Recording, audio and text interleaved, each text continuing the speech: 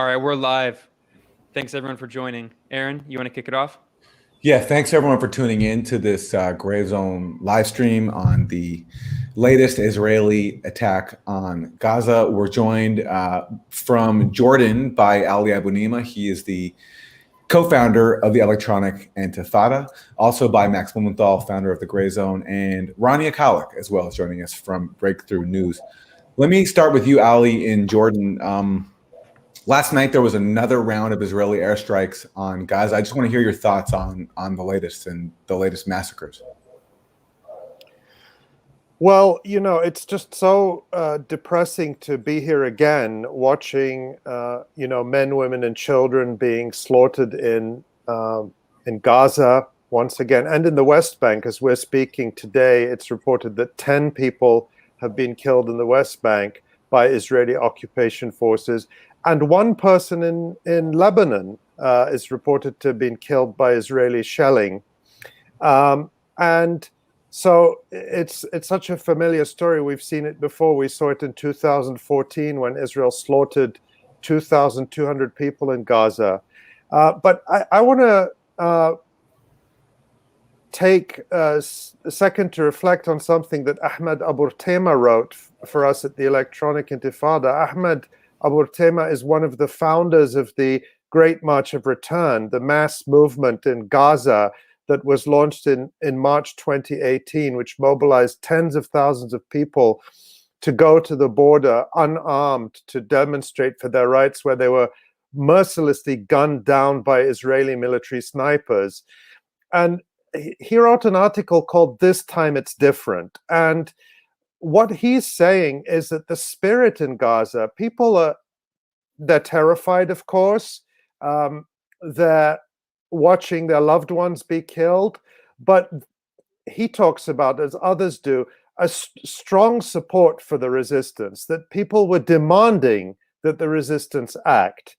And that spirit is, for the first time in many years,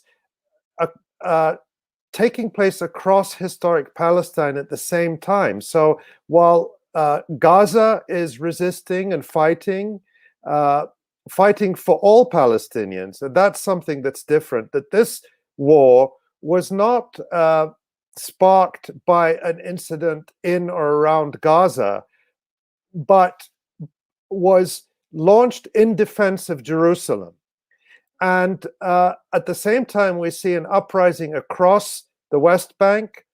We see Palestinians within Israel rising up, protesting, confronting Israeli police, burning police stations, hoisting the Palestinian flag. And so there's a spirit of unity, of purpose among Palestinians that many have not felt in many years. And I think there's another significant element to this that cannot be understated. Less than a year ago, Jared Kushner and the Trump administration brokered the so-called Abraham Accords, where Israel signed these so-called peace deals with US-backed client regimes, including the United Arab Emirates, Bahrain, Morocco, and tacitly, effectively, Saudi Arabia, not yet formally, but for all practical purposes, with Saudi Arabia. And this marriage between, the Zionist apartheid regime and the US-backed Gulf dictatorships was celebrated over what they thought was the dead body of the Palestinian cause. They thought that the Palestinian issue had been buried, that the Palestinians were completely sidelined and powerless, and the Israelis were victorious. So these Gulf tyrants bet on Israel and bet on Zionism. They thought that was the wave of the future. So this uprising by Palestinians, this resistance, really buries those Gulf tyrants and buries their so-called Abraham Accords, and shows that Palestine remains the central issue in the region. And there was also a massive miscalculation on the part of Israel, because emboldened by the so-called Abraham Accords, emboldened by the unconditional support from the Trump-Biden administration. That's what I'm going to call it, the Trump-Biden administration, because there really is no difference. It's just total continuity. They thought that we can now push ahead with the ethnic cleansing of Sheikh Jarrah in Jerusalem. We can push ahead with the ethnic cleansing in Silwan. We can push ahead with accelerating land theft and settlement construction in the West Bank. And they miscalculated. They did not think that Hamas and the other resistance factions would dare to respond militarily from Gaza to Israel's aggression in Jerusalem. That was a big miscalculation on Israel's part. And I think what we've seen in the last few days, and you can read this from the Israeli analysts, is an element of strategic surprise that Hamas was able to inflict on Israel, where they were able to launch more rockets with more power and more range than ever before, which shows that the Israeli propaganda in 2014, that we dealt Hamas a severe blow, we reduced their capacity, we contained them, is total nonsense. That the resistance has actually got stronger. They have learned from their experience, and they are now able to substantially defeat the Iron Dome, or the Iron Colander, as some people call it, or the Paper Dome missile defense system that Barack Obama was so proud of funding. And we see that tactically and strategically, Hamas and the Palestinian resistance have learned and applied a lot of the lessons that the Lebanese resistance learned in 2006 from its defeat. It's the defeat it inflicted on Israel then. And Israel is now, as we speak, in kind of a quagmire, so to speak.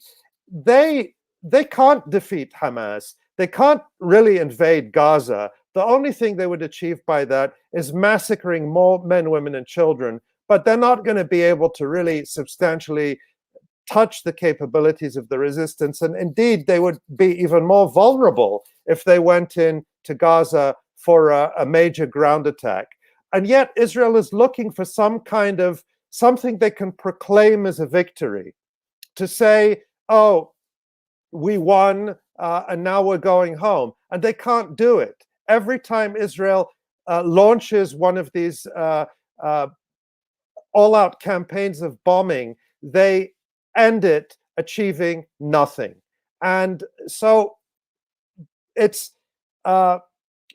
breaks the heart, it breaks the spirit to see the death and destruction that Israel is once again knowingly and deliberately inflicting on Palestinians. At the same time, I take strength from the fact that people in Gaza are the ones telling us we know what we signed up for, and we support this fight. We support resistance because it's the only way that we can survive and win our liberation. Ronnie, I know you have to leave us pretty soon, at least temporarily. So I wanted to ask you for any thoughts you have right now. I mean, I agree with much of what Ali said. And yes, the destruction that we're witnessing is horrible to see. But, I also have to say there's something inspiring about what I'm watching as well. And I know that's an odd thing to say when Gaza's being so horrifically and relentlessly bombed. We've seen that, that at least 30 children have been killed, if not more, in Gaza in the last few days. And Israel is very blatantly and openly targeting civilian infrastructure. The Gaza Health Ministry says at least 40% of the casualties so far have been women and children. So people should understand this as a bombing campaign against children. That's essentially what's taking place right now. That said, the reason I see something somewhat inspiring taking place right now is I can't remember a time, at least not in recent memory, not in the last decade, where there has been this kind of, you have to give Israel credit for somewhat unifying the region, if not briefly.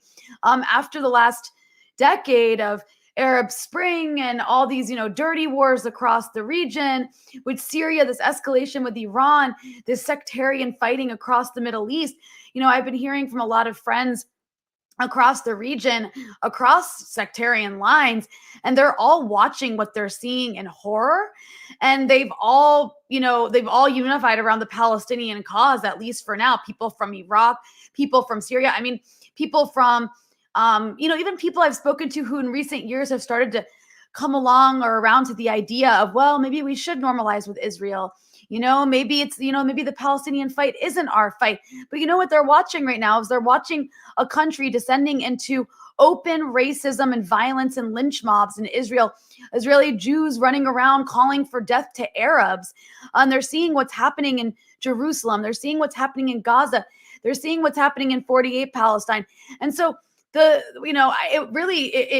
was a bit emotional for me in a good way to see there was people in Lebanon, in southern Lebanon today, that tried to cross the border into 48 Palestine, into what people call Israel. There was people, hundreds, thousands of people trying to cross into the West Bank from Jordan, both Jordanians and Palestinian refugees trying to get in to show their solidarity, to support the people of Gaza, the people of Jerusalem, and the people across 48 Palestine who are being hunted down by Israeli lynch mobs right now. So it's also interesting. You see the West Bank. I haven't seen mass protests across the West Bank like this in a very, very long time.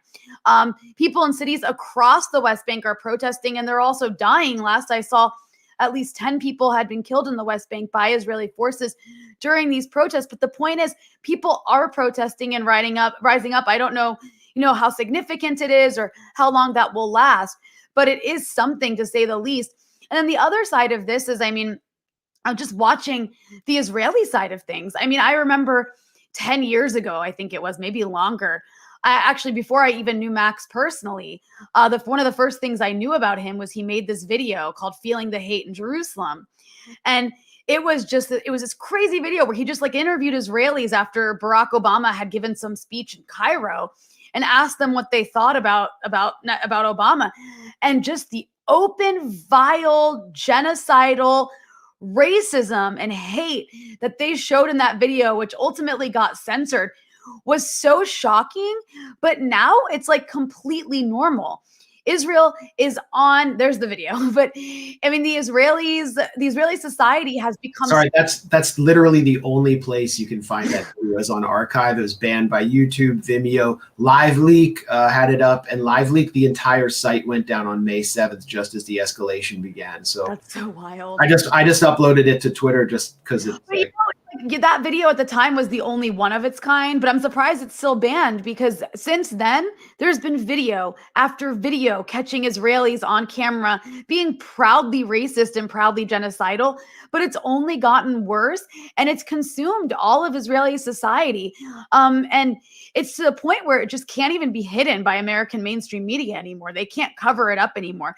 All of Israel's nastiness, the settler colonial chauvinistic genocidal ideology at its foundation, is in everyone's face right now in these videos that we're seeing go viral on Twitter. I saw somebody post today, there are Jewish militias in Jaffa checking people's IDs. This is really frightening. This makes me think of the Lebanese civil war, where you had sectarian Christian militias checking people's IDs and then disappearing and torturing and killing people based on their sect. What's taking place right now, I think, is really unprecedented, really dangerous. And I think it demonstrates how right we've all been all these years, warning about just how far down the fascist rabbit hole Israeli society has descended. And, Palestinians are at the mercy of these people. These are the people that are in charge of Israel. They're in charge of the police forces. They're in charge of the military. They're the ones that are carpet bombing Gaza. The Israeli police are giving cover to these right-wing, fascistic, ethno-religious lynch mobs, literally on video, proudly hunting for Arabs to lynch. That's what we're seeing in real time.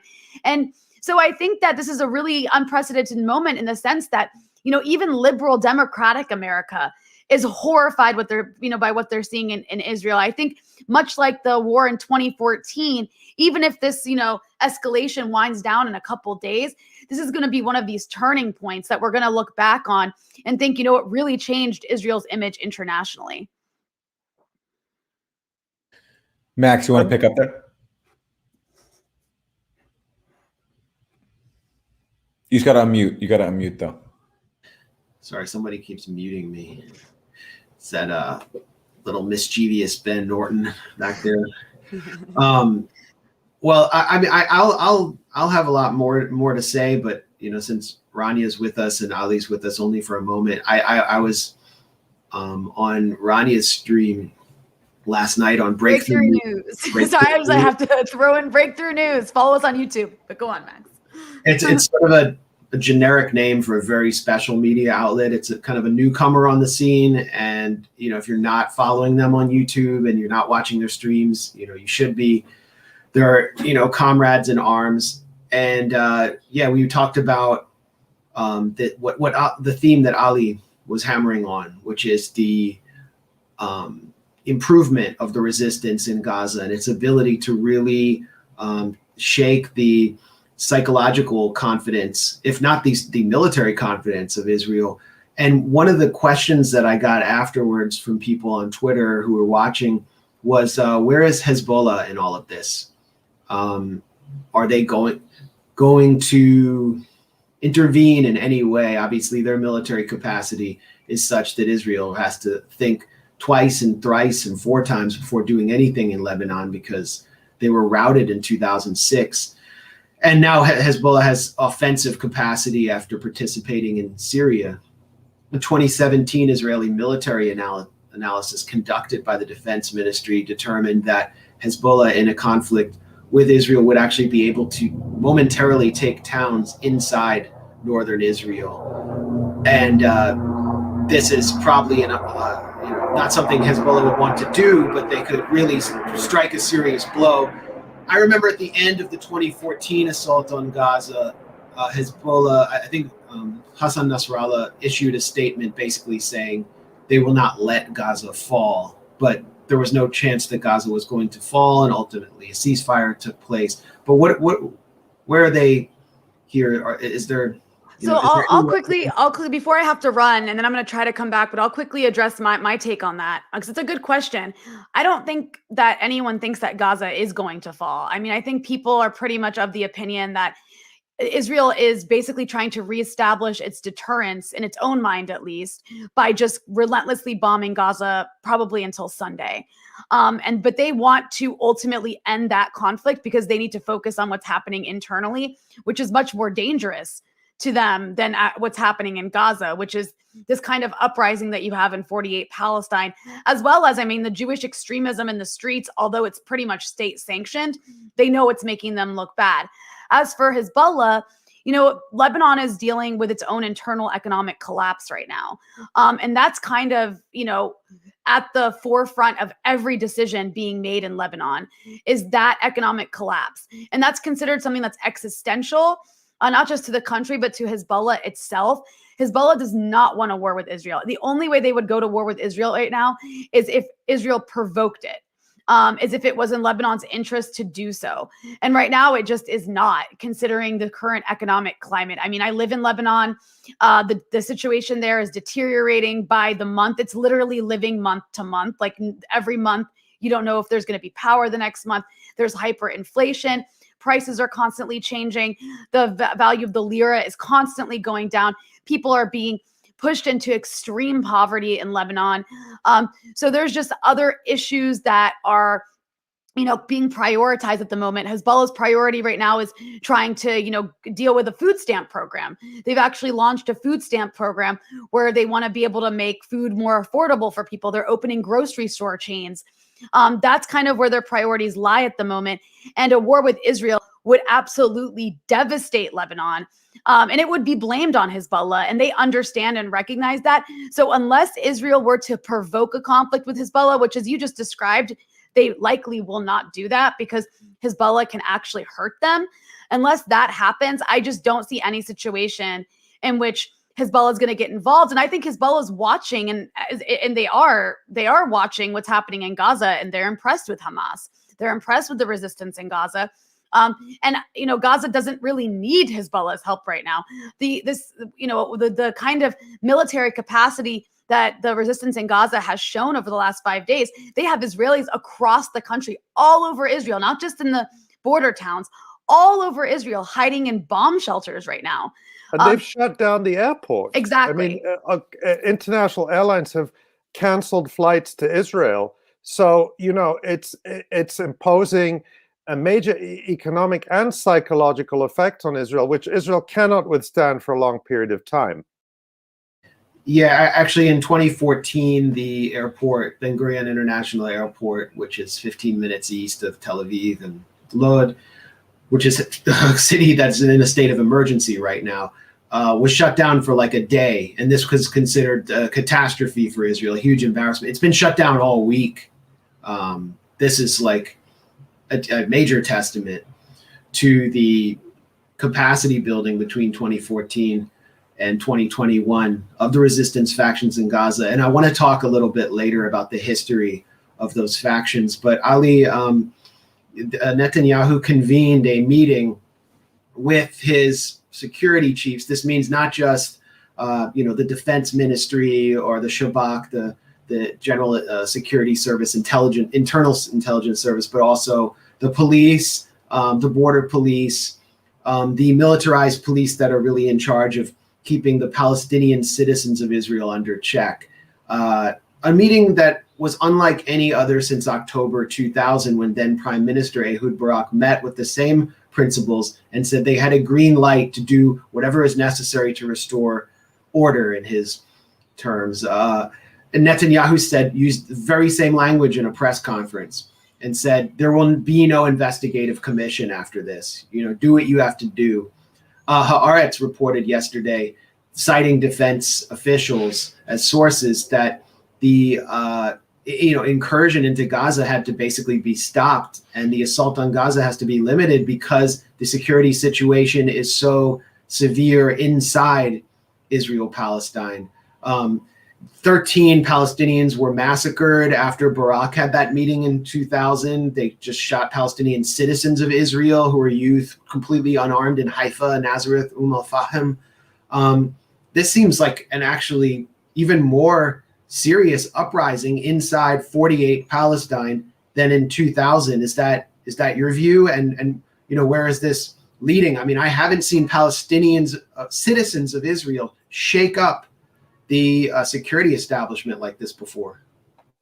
Well, I mean, that reminds me of something. Historically, Israel's military doctrine was always to keep wars short and on the territory of the enemy.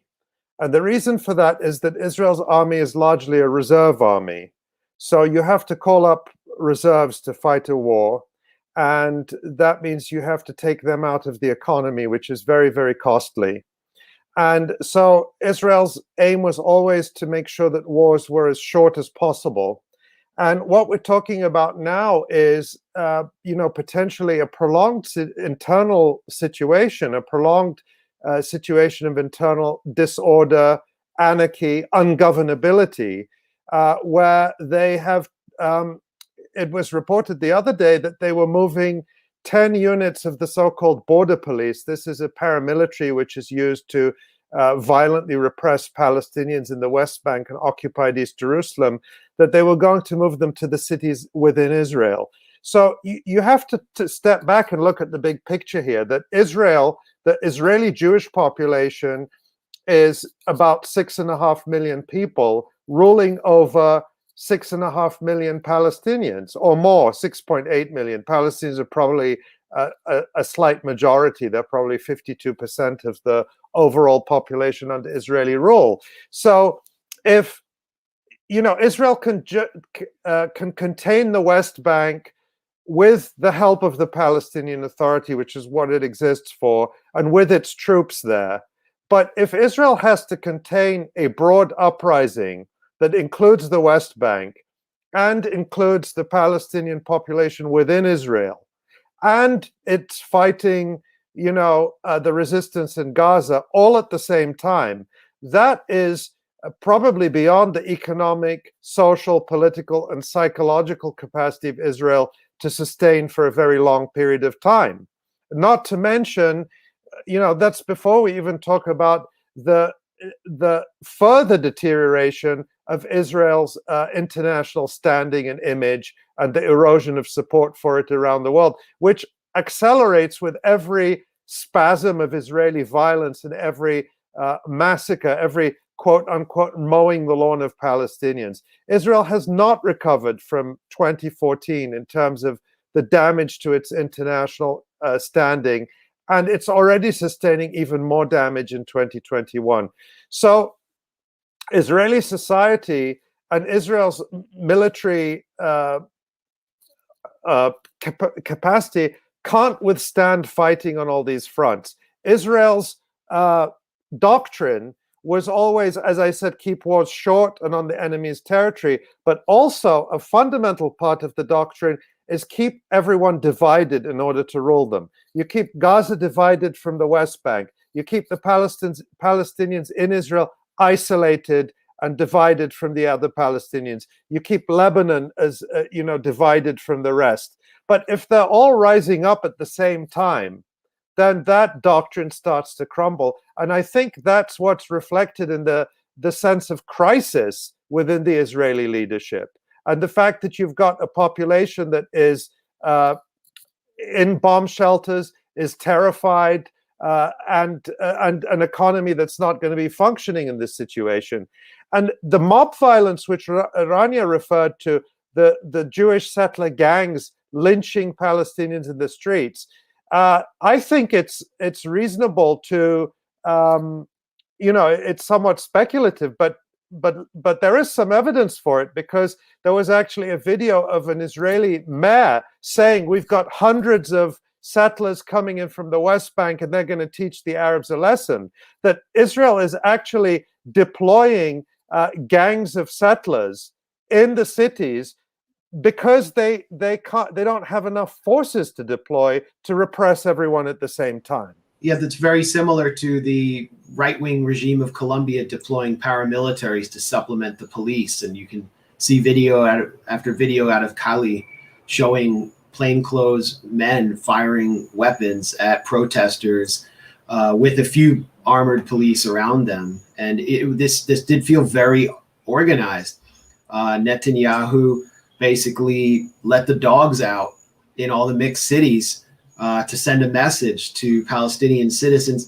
It's also reminiscent of the early, the kind of preceding days before Operation Protective Edge, this assault on Gaza in 2014, when these Israeli hikers in the West Bank, young settlers, had gone missing. They had been killed by allegedly some Hamas cell there. And the reality was that the Israeli state, the Shin Bet, knew exactly where they were all along, but allowed the anger and just sheer hatred of Israeli society to build, leading these settler gangs and right-wing gangs to rampage through Jerusalem, which led to the burning alive of 16-year-old Mohammed Abu Khader in the Shufat neighborhood of East Jerusalem, which then led to a wider escalation. So I felt that was deliberate. Netanyahu was milking that as well. There's also a political dimension here where Netanyahu was on the ropes politically and had to let members of Otzma Yehudit, the Kahanists in his coalition, in order just to stay in power. So to what extent is this also a political calculation by Netanyahu? Yeah, I was having this discussion with someone the other day that, if you consider like what's in the interests of the Israeli regime, it's not to have Palestinian citizens of Israel rising up and joining, and joining forces and feeling an affinity with Palestinians in the West Bank and Gaza. You'd want to buy them off by treating them a little bit better, giving them a little bit more privilege, funding their schools, their clinics, giving them something to lose. But the incentive structure in Israeli politics doesn't reward that. It rewards more and more extremism, and we actually see Israeli politicians, Israeli Jewish Zionist politicians, competing in elections with promises of who can be crueler to the Arabs. And so the internal logic of Zionism is such that it generates more and more resistance, and it generates more unified resistance. And there's nothing within Zionism, there's nothing within the Israeli Jewish political structure that can break that cycle. So I think that that this is what we're seeing now is a harbinger of what's to come, which will be more and more political breakdown, chaos, and extremist violence that contains warning signs of ethnic cleansing, if not genocide, unless Israel is stopped. So that's the dynamic, and I do think that Netanyahu, what's happened in recent days, I don't like to pay too much attention to the musical chairs of Israel's political parties, but Naftali Bennett, who is this just extreme right-wing fascist thug, has now abandoned coalition talks with the so-called centrists in Israel, who are as right-wing as anyone else, and he's now back in the Netanyahu camp. So politically, this is a net gain for Netanyahu. He gains by burning everything down. And Ali, I've seen some residents of Gaza say on social media that the shelling, the bombing from Israel is even more intense and scarier than 2014. Is that your sense too? And can you share a bit about what you've been hearing from your contacts there in Gaza? Yeah, there's some incredible people in Gaza who are very vocal on social media, and then just lots of video and testimony coming out, and just it's unimaginable the amount of terror that people in Gaza are subjected to. I'm not going to say that Israelis aren't genuinely afraid when rockets are falling on their cities, but they have shelters. And yes, some Israelis have been killed. I think it's 7 now. And sadly, it's, at least 2 of them were Palestinian citizens of Israel, because they're in areas where Israel doesn't bother to build shelters. So the Israeli Jewish population is substantially protected. But in Gaza, there are no bomb shelters. There's nowhere to escape. The level and scale of Israeli bombardment is magnitudes greater than anything, even though we were talking about the advances of the Palestinian resistance technologically. Still, the scale of what Israel does is orders of magnitude bigger than what Israel can, than what Palestinians can do. And then Israel has this tactic, because it is unable to inflict substantial damage on the military capacity of the resistance. It goes after civilian targets. There's this irony that Hamas is always accused of indiscriminately shelling civilians. Well, Hamas's rockets are, they don't have I haven't seen the European Union giving Palestinians precision guidance systems so that they can precisely hit the Netavim air base in the Naqab Desert, or hit the Hakiria military complex in the heart of Tel Aviv. So they have these rockets that are unguided. Israel has the most precise weapons in the world, and still 1/3 of the people it kills are children, and the majority are civilians. And Israel doesn't indiscriminately target civilians, it discriminately targets civilians. It deliberately goes after civilians, as we've seen with this horrific tactic of inflicting, what they call Gaza's 9/11s, where they bring down entire high-rise buildings that may contain homes of 100 families. That maybe families of, 8, 10 people live in each apartment. So you're talking about making hundreds of people homeless at one time for no military purpose, no justification. We just put up on the Electronic Intifada a story about the Israeli bombing of the Al Jawhara Tower, the total destruction of the Al Jawhara Tower, which is a high-rise building in Gaza that houses many media offices, media organizations. They destroyed the offices of international media organizations. One of the media organizations whose offices were in there is a photo agency called APA Images, which the Electronic Intifada uses, and we've used for years. And I got an email from Na'man Omar, the director of APA Images, saying, our building was just destroyed. We lost all our equipment, but rest assured, we and our photographers are going to be out there filming and taking photos, and you're still going to be getting photos from us because and these journalists who are Palestinians are the eyes of the world. So one thing I want to mention here is, when things calm down and when I get a minute, I want to organize some kind of GoFundMe to help the photographers in Gaza replace their equipment that was destroyed by Israel, because they really are our eyes. They help us to see what Israel is doing, to bear witness when international media is not there or not there in sufficient numbers. So that's the level. I mean, other targets, I read every night Al-Mizan, one of the excellent human rights organizations in Gaza, puts out a detailed report every night of what Israel hit, what Israel destroyed, every person who was killed. And it's harrowing reading. It is so meticulous. Just to give some examples, they've destroyed police stations. These are not military sites. This is like traffic police in Gaza. Post offices. They destroyed a mother and baby clinic. They destroyed a COVID quarantine center. So let's also remember that all this is happening in the middle of a pandemic. People are dying from Israeli bombing in Gaza, but the health ministry in Gaza is still sending out daily reports about how many people are dying from COVID.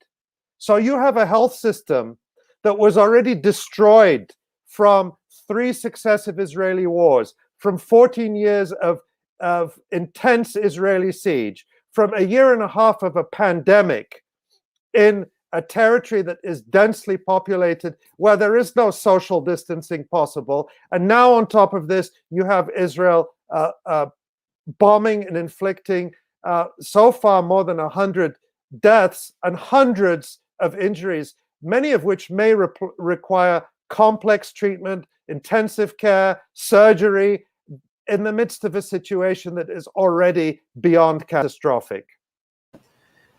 Yeah, the Al-Shuruq Tower, which Ben just showed footage of, is a major center of media in the Gaza Strip. It's also where many families live. It's in the middle of Gaza City, in a very densely populated area, and it was brought down as one of those towers. An Israeli general actually in 2015 stated that they're bringing down the towers for the symbolic value, the same way that Al-Qaeda brought down the World Trade Center. So it's not just us making that comparison. But I remember the last time I was in Gaza in early 2018 doing interviews inside the Al-Shuruq building, doing live media hits, and having to walk like 9 or 10 flights up because the elevator wasn't running because there was a blackout, and they run all the offices off generators.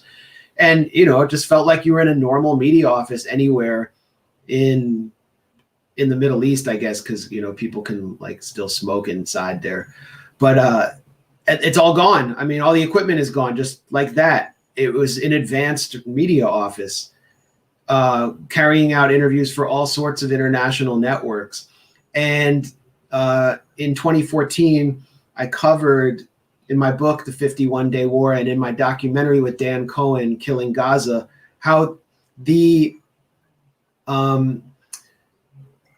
towers started to come down at the end of the 2014 assault. This was like the end of the war that Israel waged on Gaza. Zafar 1 was a major apartment tower that came down in the middle of Gaza City in the middle-class Al Rimal neighborhood. Same with the Italian compound, which is a very stately building built by an Italian designer in 1960s. It actually didn't completely come down because it was so well constructed, but all the families living in it. I mean, you're talking about hundreds and hundreds of people were just rendered homeless. We interviewed a resident for a documentary. And this was deliberately done because these apartments had no value. Zafar 1 was known as like Fatah Tower, like the opponents of Hamas lived there. And they were saying, we are attacking you because you are not rising up against the Hamas authorities. We are attacking you because you're middle class, because you're educated. We're trying to split the population in the Gaza Strip. And so that's how the assault on Gaza ended. It also happened because of the need by Netanyahu to satiate the bloodlust of Israel, because an Israeli youth who was like 11 years old in one of the border communities in a kibbutz near Gaza was killed by a stray mortar. And so the braying jackals of right-wing Israeli politics were demanding some kind of price be exacted. So the towers were the price. I mean, a shopping center was brought down in Rafah. And then when this assault started, it started with the buildings. And what they were trying to do is to strike at the psyche of the people in Gaza. And they completely failed. I haven't detected any kind of opposition to resistance there.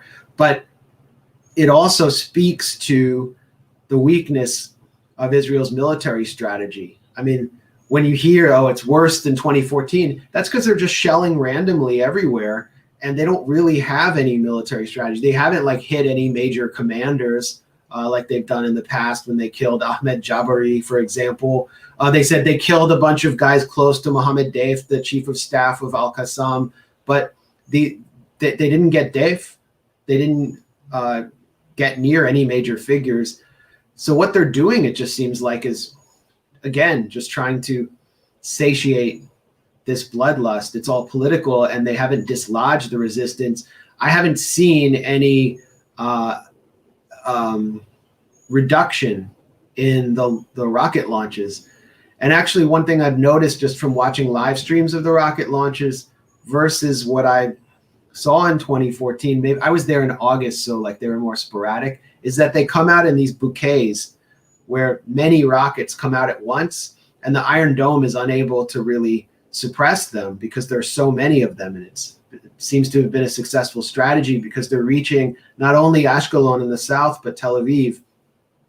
I mean, I'm kind of going off on a tangent here, but it really seems like Israel's military strategy in Gaza has completely failed, and all it's done is generate these images of horror and attack the media, which I think is deliberate. It is a deliberate attack on the people who show what is happening on the ground. And where a lot of these Palestinian media agencies, they're the stringers for the international news agencies. And where is the solidarity from the international media that rely on these Palestinian journalists? Where is the uproar from the blue checks who get mad when Donald Trump is rude to Jim Acosta? Here we have journalists whose offices are actually being bombed and destroyed, and there isn't a word of solidarity from mainstream journalism. If a journalist in Russia is arrested, or they'll turn them into an international hero, give them, the European Parliament will be giving them prizes, and all that. And I'm not saying that journalists in Russia should be harassed or stopped from doing their work. But where is that solidarity for journalists in Gaza, who's, you can see on the screen right now what Israel is doing to them? Another thing I want to say, Max, in relation to what you were saying, I was in Gaza in May 2013. That's the first and only time I was able to go there. And at that time, we were able to visit a tunnel. This was a commercial tunnel, not a military tunnel. At the Rafah crossing, at the Rafah border, the boundary with Egypt, and this was before the military coup in Egypt, which brought Sisi to power. So I was able to get in through Egypt at that time, and we visited this tunnel that was just incredible. I mean, we saw several, but this one that we went to, you have to imagine this wide circular shaft that would be vertical shaft, that would be with a metal platform that went up and down, like a lift platform that went up and down on rails, that went up and down the shaft, that was large enough to park 2 cars on side by side. So, and we stood on that platform and we went down underground. I don't know how far we went, but we were looking up and the sky was just a little hole in the ceiling. And then there was a horizontal tunnel as far as the eye can see. We weren't allowed to go too far into it, but we went some distance. It had lighting, it had electricity, and it was wide enough to drive a car through. You know, not comfortably, but you could get a car through it. And this was a commercial tunnel that we saw. So I have never seen, obviously I have never seen any military complexes or tunnels under Gaza. But what I can extrapolate from that is that the Palestinian resistance would have been able to construct pretty elaborate complexes deep underground that Israel has no way of reaching. They would have no way of getting to them, ever. Even if they were to do a full-scale invasion of Gaza, there's no way they're going to be able to touch the deep capacities of the resistance in Gaza that they have had years to build up. So what can Israel do? It cannot win this war. And in fact, if we take a historical perspective, Israel hasn't won a war since 1967. 1967, so we're talking about 54 years ago, is the last war that Israel won. Since then, Israel, despite its massive military power, despite the massive backing from the United States, the latest technology, the so-called qualitative military edge, its invasion of Lebanon in 1982 was a disaster. Its occupation of Lebanon ended in defeat. Its war in Lebanon in 2006 ended in defeat. Its wars on Gaza, 2008, 2012, 2014, ended in stalemate, where Israel could not defeat a resistance group with a fraction of its capacity. And this reminds me of the apartheid regime in South Africa, which had all the massive military capacities that Israel has: warplanes, tanks, nuclear weapons, backing from the West, as apartheid South Africa was. We like to forget, some people like to forget that. And apartheid South Africa could not withstand internal resistance. It could not withstand international ostracism. So Israel's real battle is not a military battle. Israel cannot win, cannot secure its existence militarily. It's a battle for legitimacy. And Israel is losing the battle for legitimacy. And each time it launches one of these massacres, it loses more legitimacy. I mean, it's been interesting seeing these celebrities I've never heard of most of the time. I'm too old to have heard of most of these celebrities who are putting statements on Instagram or Twitter about Gaza. I'm like, what? Who even asked them? And they're volunteering their solidarity for Palestinians. So there is kind of a sea change. Of course, that's not enough by itself, but it is, in my view, an indication of the direction things are going. And we have to take heart from that. We have to continue to push to make no compromises in demanding Palestinian rights and not half measures. I suspect we'll come to this issue later, as some of the so-called progressives are doing in Washington. We have to demand all our rights and make a full case and not just simply nibble at the edges of US policy. Well, let me ask you more about that, Ali, about the role of the U.S. in this. Before I do, though, I just want to say that to thank everyone for their super chats. Ali just mentioned that he's going to start, when he gets a moment, a GoFundMe to replace the equipment of Palestinian journalists whose cameras and equipment have been destroyed by Israel in this assault. And so we're going to donate all the proceeds of the super chats from this stream to that when Ali starts it. And let me just read one super chat from Rohima Mia in Raleigh, North Carolina, who says, please come out to actions all over the US and world in support of the Palestinian people. Ali, we haven't talked about it too much yet. So let me ask you about the role of the Biden administration. Biden comes out with a statement saying Israel has the right to defend itself. All he says about the timeline is that he hopes Israel wraps this up sooner rather than later. Lloyd Austin, the defense secretary, also came out with a statement talking about Israel's so-called right to defend itself. There's basically a green light, and there's even the U.S. blocking a UN Security Council resolution calling for a ceasefire. Your thoughts on the U.S. role in this so far, and if you then want to address the statements we saw last night from some progressive Democrats in Congress criticizing the assault on Gaza. Thank you, Aaron. That's a very generous gesture to pledge that support for the journalists. We're gonna get that done. We'll get that up as soon as we can, and give people a chance to contribute to the journalists in Gaza. We really rely on them. You know, in 2014, when Israel was bombing Gaza in the 51-day war, as Max's, the title of Max's book, which so harrowingly tells the story of that war.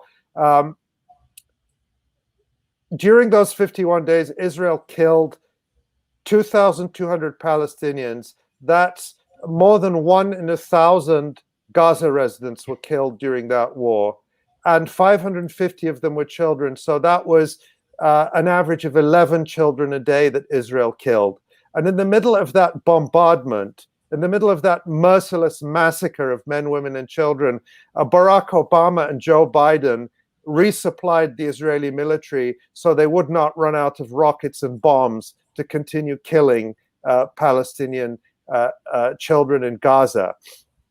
And so there is total continuity to what is happening today. Nothing that Joe Biden is saying or doing should surprise us. This is exactly what we expected. And, you know, I think many people have seen that clip circulating of Joe Biden from 1986, I think it was, in the Senate, saying that if Israel didn't exist, the United States would have to go out and create it. So deep is his commitment to this apartheid regime, this colonial apartheid regime. And, you know, that's really been the story of the... Hey, Ali, if you want, I can actually play that clip really quickly. Yeah, let's do it. Let's do it. I think yeah, people should see it. All right.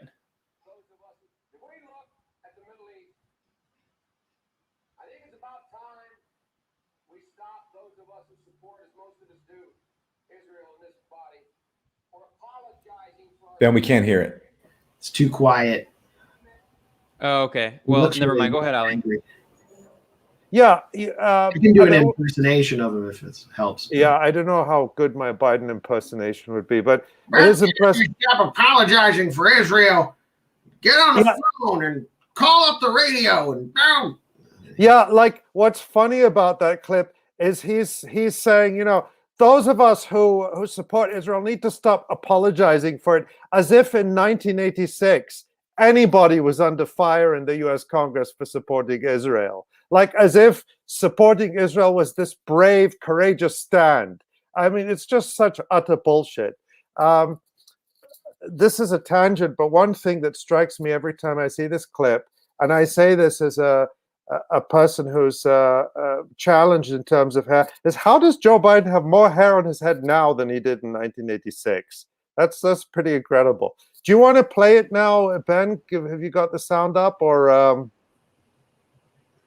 Yeah, I don't think the sound's going to work, but it's fine. All right, that's fine. You got the idea. We didn't have an Israel. We'd have to create it. Look. Look. You know, what does he do? He goes, here's look the fat. Look fat. Look, isn't fat. If Israel gives 1 inch to the Arabs, they'll kill them all. Yeah. But if the Arabs take 1 inch from the Jews, we'll have to kill them all. You sound like Bill Cosby, Max. You sound a bit like Bill Cosby. I sound like Bill Cosby in the pudding pop. By the way, didn't Nancy Pelosi also say the same thing about if Israel didn't exist, we'd have to create it? So is this like a talking point? Yeah. Sent to all the Democratic leaders? No, it's not just Alexander Haig, the Secretary of State for Reagan, said that Israel is our aircraft unsinkable aircraft carrier in the Middle East. Is America's aircraft carrier. Which is an incredible, which is actually an incredible irony, because it's actually it may be an unsinkable aircraft carrier, but it's also an unusable aircraft carrier. What is that on the screen? That's distracting me. But it's also an unusable aircraft carrier because when the U.S. Launched the 1991 Gulf War, they actually had to keep Israel out of it and not launch planes from Israel and deny Israel the transponder codes to stop Israel from participating in the war, because that was the only way to keep the Arab regimes on board with the war, because they couldn't be seen being openly in alliance with Israel against Iraq. But that's going off in another direction. Yeah, actually, I have a deck of playing cards from the 1991 war, because like in the U.S. it's all a game, and they have the countries in the coalition that we were so proud of, and one of them was Syria of Hafez al-Assad, and like there's this card honoring Syria with like next to Norman Schwarzkopf. And of course, Israel, our greatest ally. Obama would say, Israel is an unshakable ally. We stand with them no matter what. My name is Baruch Obama. But they can never be named as part of our coalitions, which is just, I mean, what kind of ally is that? Yeah, it's the unusable aircraft, America's unusable aircraft carrier in the Middle East. But, you know, the elites of the Democratic Party, the corporate Democratic Party, whatever you want to call it, are as pro-Israel as the Republicans, even if they use slightly different language. And the thing that's supposed to be changing now is that we've got these so-called progressives, the squad, and they are making speeches and doing tweets, although it's taken some what I think is now called bullying. You know, actually advocating for policy is now called bullying. Called literal violence, Ali. Yeah, it's taken quote unquote literal violence and bullying to get them to start making statements, but it's still, you know, and people are like, because people are so beaten down in American, you know, people in the United States have such low expectations from politicians, and they're so beaten down that they're so grateful for these crumbs. There's kind of this Stockholm syndrome when it comes to the Democratic Party, that if someone says the word Palestinians or someone says Palestinians are human, then it's like, oh my God, this is absolutely historic. And as you see there in my tweet, it's like now the talking point of the squad is we have to condition U.S. aid to Israel. Why is that the demand? Why does Israel need U.S. aid? Israel gets $3.8 billion a year from the United States, basically to oppress Palestinians and to make war on countries around the region. Historic bravery. Sorry? The U.S. PCR, U.S. Campaign for Palestinian Rights, called this historic bravery. A historic bravery to say put conditions. As many people have pointed out, there's been a law on the books since the 1980s called the Arms Export Control Act, which already puts the condition on all U.S. military exports that they not be used, that weapons supplied by the United States not be used for the commission of human rights violations. If that law were applied, you know, U.S. weapons exports would collapse and U.S. exports to Israel would collapse. The law already exists, it's just never been applied. So, you know, the idea that there's something historic about saying, let's put conditions instead of demanding to eliminate all U.S. aid to Israel is kind of pathetic, and it's pathetic to call it historic. And then that's what like $500,000 from the Rockefeller Brothers Foundation gets you. That's who's sponsoring the U.S. PCR, and they also sponsor 972 Mag. Well, you know, the other element of this is that what have Palestinians called for? And they've been very clear about it. They've called for boycott of Israel, boycott, divestment, and sanctions. And that's a minimalist demand, because Palestinians are not saying to Americans or to members of Congress, you know, go out, buy an AR-15 and come and fight for the liberation of Palestine. No one's saying that. What they're saying is, do not aid, abet, and profit from our oppressors. Don't help Israel oppress us. We'll be okay if you stay home and do nothing. Just don't go out and help them. If you want to do more and actually advocate for our rights, we appreciate and welcome that. But at the minimum, don't help them oppress us. That is, in essence, what the call for boycott is. And I think Ilhan Omar has supported BDS.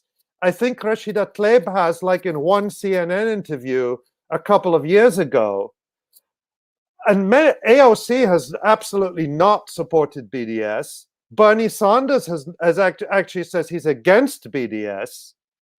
And even the ones like Ilhan Omar, who said that she supports BDS, is not pushing it. Why aren't they going out every day and saying to their massive platform, on their massive platforms, to their millions of followers, look, Americans, you know, we don't have the votes yet to end US aid to Israel, but US citizens can boycott Israel. US citizens can heed the Palestinians' call, like Americans boycotted apartheid South Africa. They should be doing that every day, or at least once in a while, and we don't even hear that.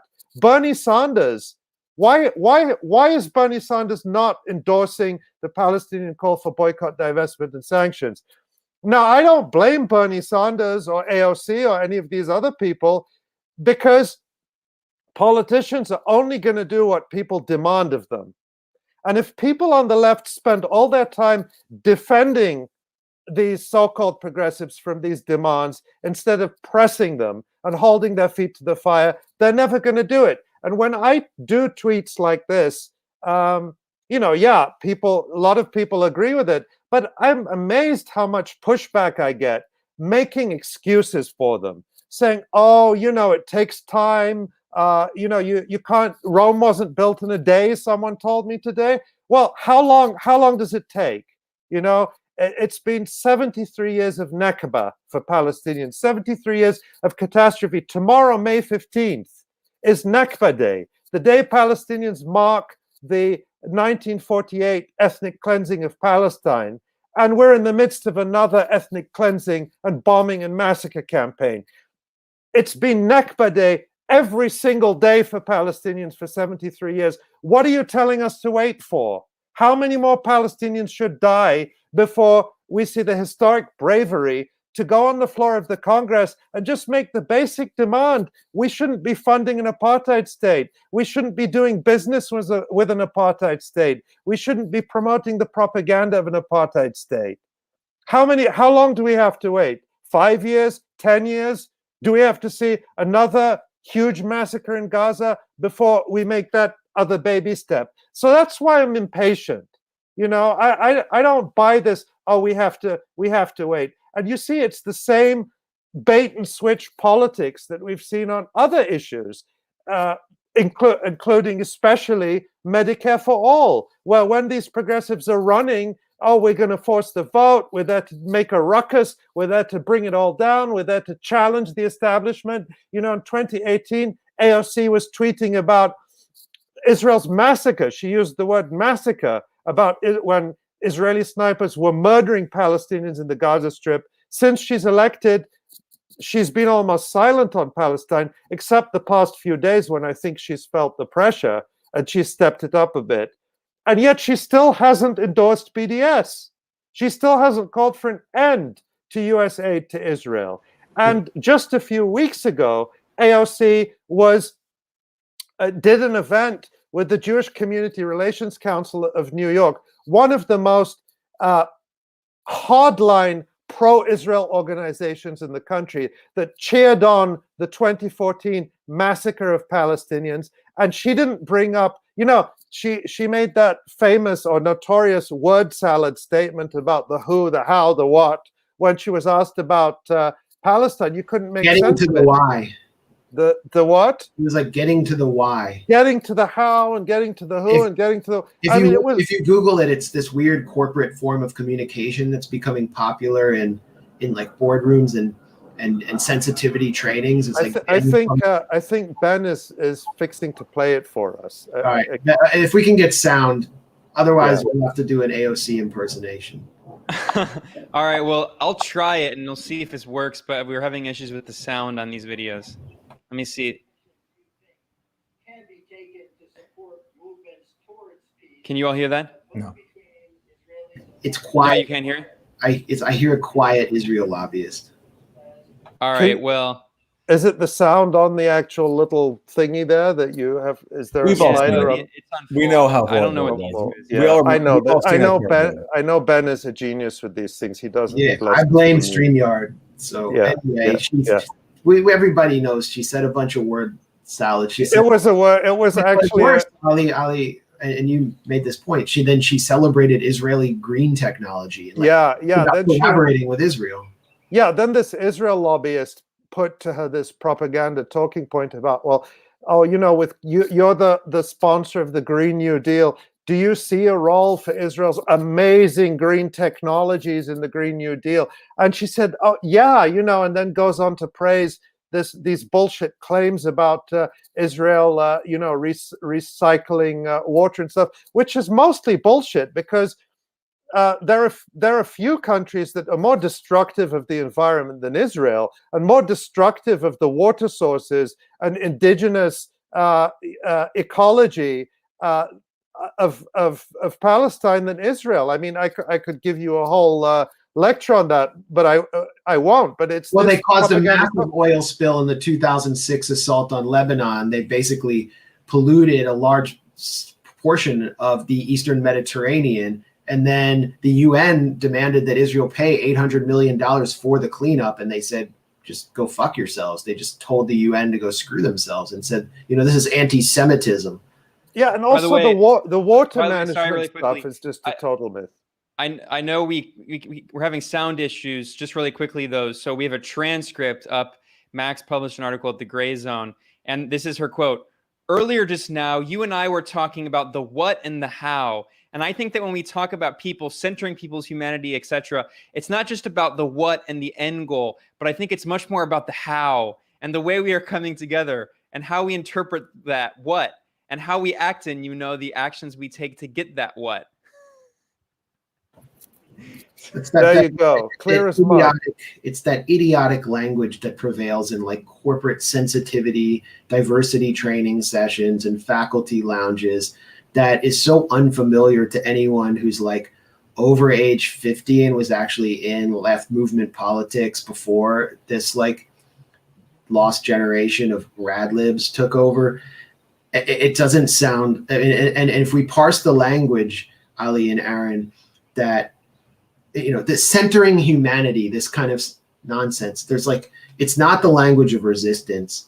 And if we parse the language that AOC used on the House floor last night, she said, they say that Israel has a right to defend itself. Do Palestinians have a right to survive? So she didn't say, do Palestinians have a right to defend themselves?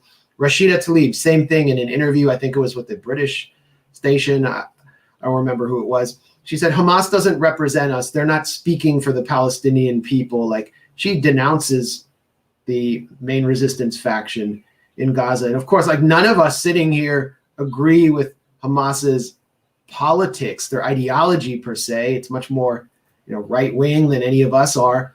But it's not for us to judge. There is a consensus in Palestine about resisting, and it's supported by international law. What international law says about occupied people. And when you saw the rockets coming into Jerusalem, what was it that people chanted there? They said, we are the children of Mohammed Deif. We're the children of the chief of staff of the Al-Qassam brigades, the armed wing of Hamas. That's the language. People were cheering, and I made the analogy, when the first day of when Hamas launched the rockets over Jerusalem, people in East Jerusalem were cheering. People in Sheikh Jarrah were cheering. And I made the analogy. I said, this must have been what people in France and Belgium felt, the joy they felt when they heard about the Allied advances after D-Day, that, someone is on your side, someone is fighting for you, someone is coming to liberate you.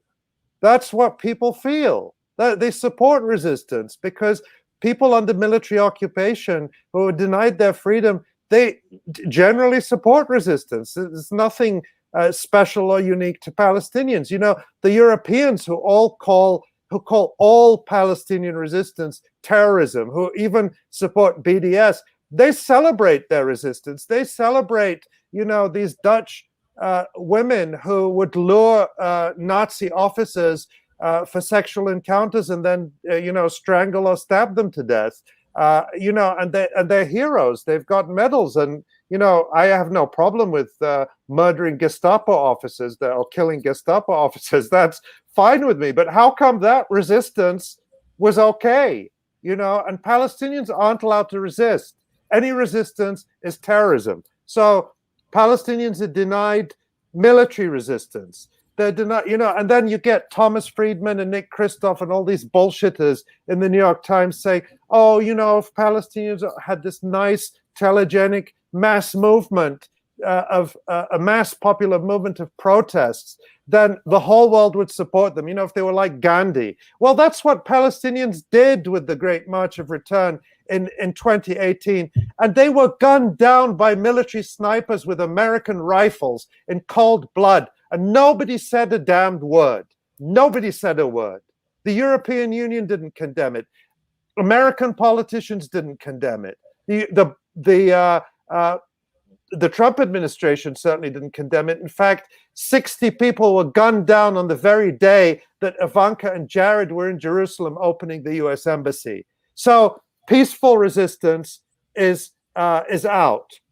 BDS, boycott, is out. That's anti-Semitism now. So really what people are saying when they come up with all these excuses about why Palestinians are doing it wrong is they oppose any form of Palestinian resistance, any form whatsoever. And they want Palestinians to die quietly while Israel colonizes what's left of their land. And what Palestinians are saying and showing is that they reject that and that they have the right to resist and they will practice their resistance. And they understand that it comes at a high cost. And who are we? And I even include Palestinians outside Palestine who are not facing the situation that Palestinians are facing in Gaza or the West Bank. Who are we to tell them that they're wrong?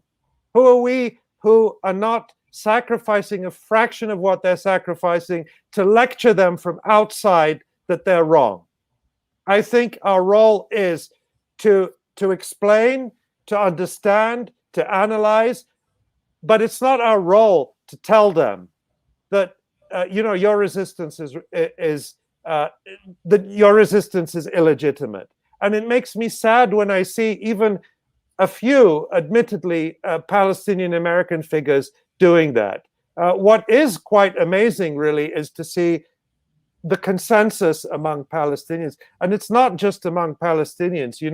Here in Jordan, I haven't been out much because since I arrived here a few days ago, I've been, self-isolating because I was on a plane for, so many hours. So I'm not going out and mixing with people quite yet. And we just came off a big surge in Jordan. So we have to be careful with that. But what we're seeing is huge demonstrations in Amman at the Israeli embassy, people demanding to close the embassy, expel the ambassador, end the peace treaty. We saw today thousands of people going down to the Jordanian border with Palestine, demanding that the border be opened. So this resistance that we're seeing is also mobilizing people across the region. Absolutely. This is something that I haven't witnessed, is simultaneous rushing of the Israeli-controlled frontiers from the outside, from Jordan. I've never seen anyone rush the King Hussein or Allenby Bridge, as the Israelis call it. That's a very fortified area. That's where I've crossed through to enter Israeli-controlled territory from Jordan. And Jordan and Israel basically like the same intelligence apparatus. That's very significant to me.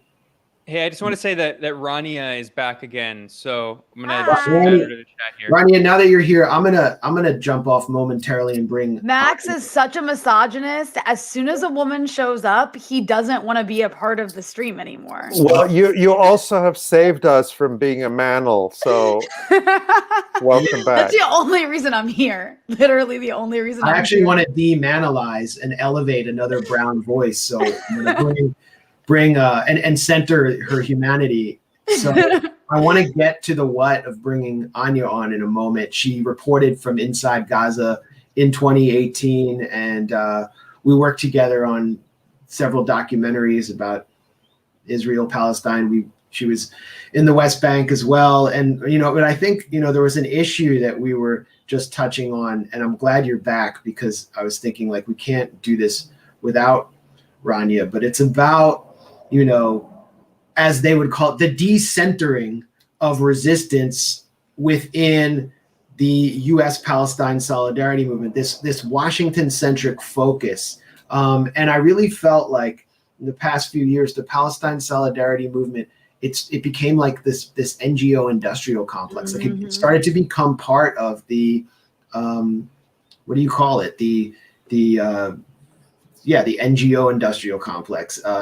And everyone becomes domesticated and professionalized. I mean, we've seen a similar thing with Black Lives Matter, where the people, the base, the constituency remains militant, but you have this professional NGO class, which is now like being exposed as a bunch of frauds. One of them agreed to do a talk with Shmuley Botiach, and another one is going, and she had to pull out under pressure, but she's just doing it because she's like raking in the bucks on the speaking tour. And another one, I think Alicia Garza is buying up tons of houses in Malibu and so on, and who the hell knows what they're doing.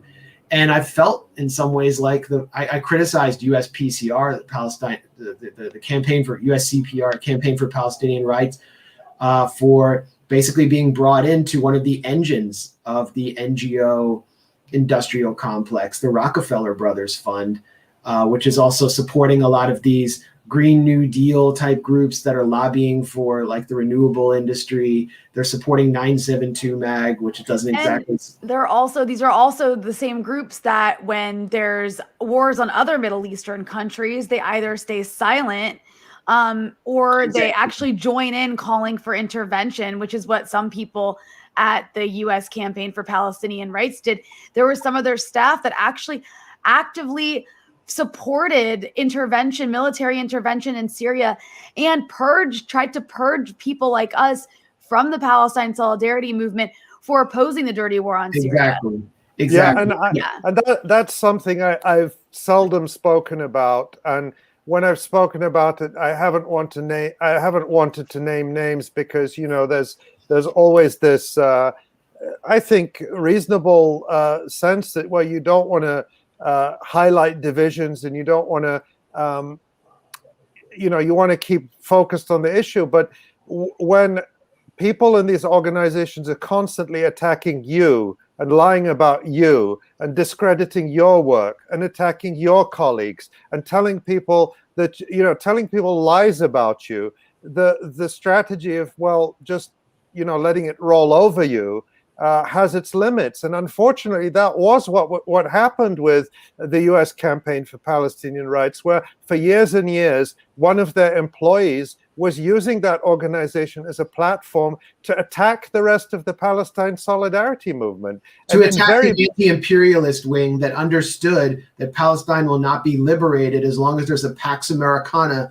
that can topple all of the Arab states that refuse to normalize with Israel, as long as there is not a multipolar world, who just would savagely attack anti-imperialists with the most vicious smears, and was supported in it by a number of board members, and the director basically turned a blind eye, just said, there's nothing I can do about it. And it's important to note these people, the person we're talking about, as well as others who are in this sort of like NGO complex, if you will, of Palestine solidarity, that spent these years attacking people like us because we're actual anti-imperialists. At the end of the day, they're fake supporters of Palestine, because you can't support Palestine while also at the same time playing into and promoting the Israeli and American propaganda against the states that make it possible for Palestinian resistance to exist. Palestinian resistance could not exist if it wasn't for Iran. It couldn't exist if it wasn't for Syria playing a role in allowing Palestinian resistance organizations to set up shop in Syria. It couldn't exist without Hezbollah. I mean, these groups and states are so crucial to this resistance and other forms of resistance to American imperialism across the region. So I actually wonder, like, do these people even really support? Can you really support Palestine if you spend so much time demonizing the states and the groups that are responsible for Palestinians even being able to defend themselves? Because you know what? There wouldn't be the kinds of weapons there are in Gaza if it wasn't for Iran, for example. So I really question whether these people can even call themselves part of Palestine solidarity. I'm not really sure what their agenda is. I mean, it's like a case by case basis. I can only speculate. But, you know, when you're so deeply entrenched in the campaign to try and push American military intervention to collapse the Syrian state, when you're constantly spending your time demonizing the groups that stand up to Israeli aggression, like Hezbollah, then, you know, I have to question what your actual agenda really is. But, you know, people have a right to advocate for U.S. military intervention in the Middle East. They have the right to advocate for the U.S. to arm the groups they support. That's free speech. But that's not what was, that everyone has a right to their opinion. But what was going on was really a hijacking of the Palestine Solidarity Movement and its institutions, which were a very few. I mean, there are very few paid organizing positions in Palestine Solidarity. And yeah, we can criticize that as NGOization, but on the other hand, also you need people who can dedicate all their time to going out and helping students to organize divestment campaigns or whatever it is.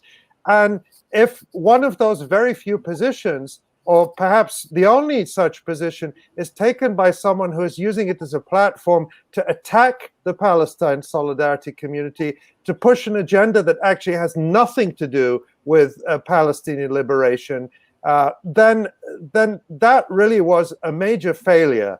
And I think the legacy of that is that today the U.S. campaign is an empty shell.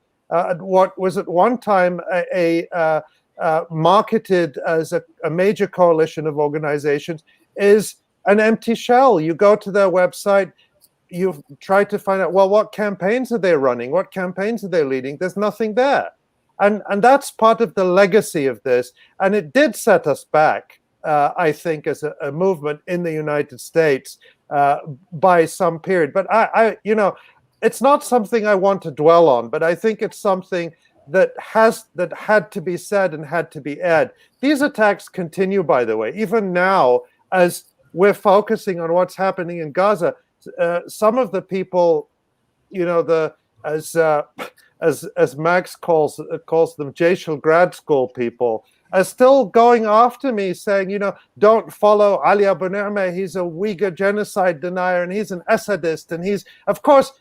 We all know, and we've been through this umpteen times, they can't ever pin any, nobody can ever pin a statement on me to justify these slanders and defamations and lies. But I think what they're aimed at doing is really undermining support for Palestine and undermining journalists, media institutions, and others who actually are trying to do work to educate people about what's happening in Can I ask one question? So Ben's been showing these headlines, one from the Wall Street Journal that was called "Israel Gives Secret Aid to Syrian Rebels." And these reports have shown that Israel was paying the salaries and arming something like 12 Syrian rebel groups in the Golan Heights. And Israel's also been carrying out dozens, hundreds of bombings inside Syria.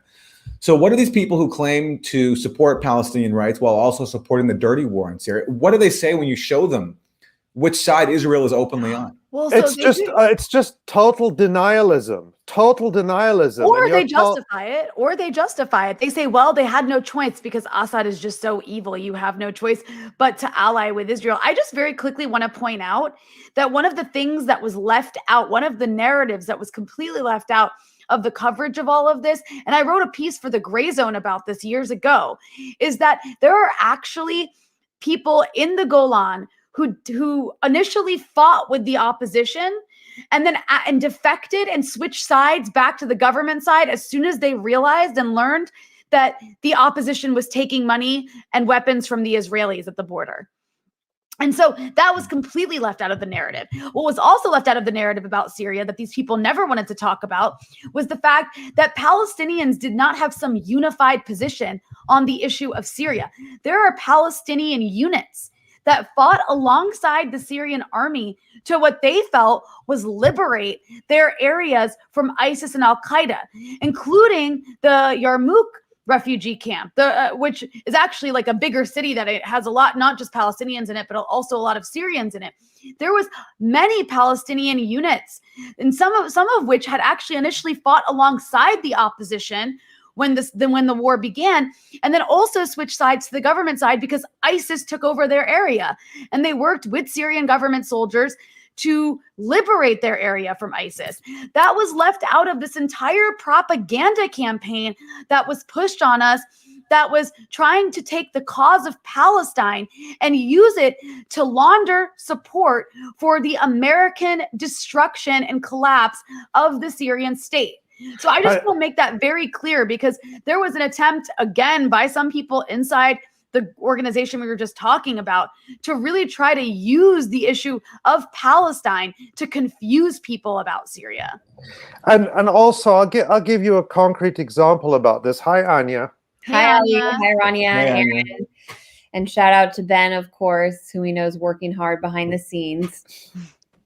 There you go. Here too. I'll leave, but thank you for the shout. Yeah, so I just wanted to, point, without really getting down into the weeds, but I just want to give an example that has been so typical of this kind of dishonest discourse that has been used to try to undermine us for years.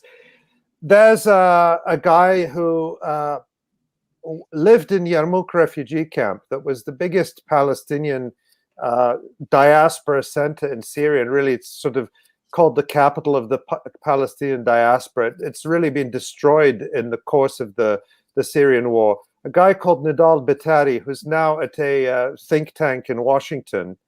And in 2014, he wrote an article for the Journal of Palestine Studies about what happened in Yarmouk, just giving a very factual account, a timeline of how the armed groups came in and really what happened. And my colleague at the Electronic Intifada, many of the viewers will know him, Asa Winstanley, a brilliant journalist. He's done so much to expose the bogus anti-Semitism smear campaign against Jeremy Corbyn in the UK Labour Party. Asa wrote an article basically summarizing Nidal Betari's article in the Journal of Palestine Studies and supplementing it with some quotes from a speech that Nidal Betari gave at the I think it was the Jerusalem Center in Washington. We published this article in 2014, and Nidal Betari was very happy with it because we were in touch over the next couple of years. He would pitch articles to us at the Electronic Intifada. I've even published on Twitter some of the emails that he sent me, very friendly emails. And yet, some of these folks that were associated with this disinformation campaign that Anya was talking about started putting it about on social media and Facebook that the Electronic Intifada distorted Nidal Betari's words and distorted and misquoted his article in order to misrepresent what happened in Syria and to give this pro-regime narrative. And Nidal Betari never said that for the 2 years that that the first 2 years Ace's article was up on his website. And then suddenly I noticed, I think it was in mid-2016, Nidal Batari started saying on Facebook, oh, the electronic intifada distorted my words. And I wrote to him, I said, Nidal, I'm very surprised that you're saying this because that's the article. And I guess they didn't like the headline because it didn't give, the narrative that they wanted. But it is a true and faithful account based on Nidal Batari's work. And now he's going around saying that we distorted his words. And I have asked him umpteen times in public, on Twitter. I've asked him privately by email. Nidal, show us where your words were distorted. Show us where this article misquoted you. And we recently attached to that article, please put it up again, Ben, because I want to make sure everyone can see it. So we're completely transparent. So people can test us. People who want to be hostile to us and advance these claims against us can go and find this article, Google it, read it. We've attached to it the full text of Nidal Batari's original article so people can compare and they can see if we misrepresented a single word. That's the reality. And yet the fictional account that is still being advanced on social media is that the electronic intifada misquoted and misused and distorted what Nidal Batari said in order to push a pro-Assad narrative. And that has been typical of the lies that have been told against us year after year after year, including and especially by this one former employee at the US Campaign for Palestinian Rights, Rama Kudemi. I was going to say, we should at this point just name her. Yeah, no, I'm going to name her because for years and years, people have circulated sort of nameless Ali, blacklists and letters.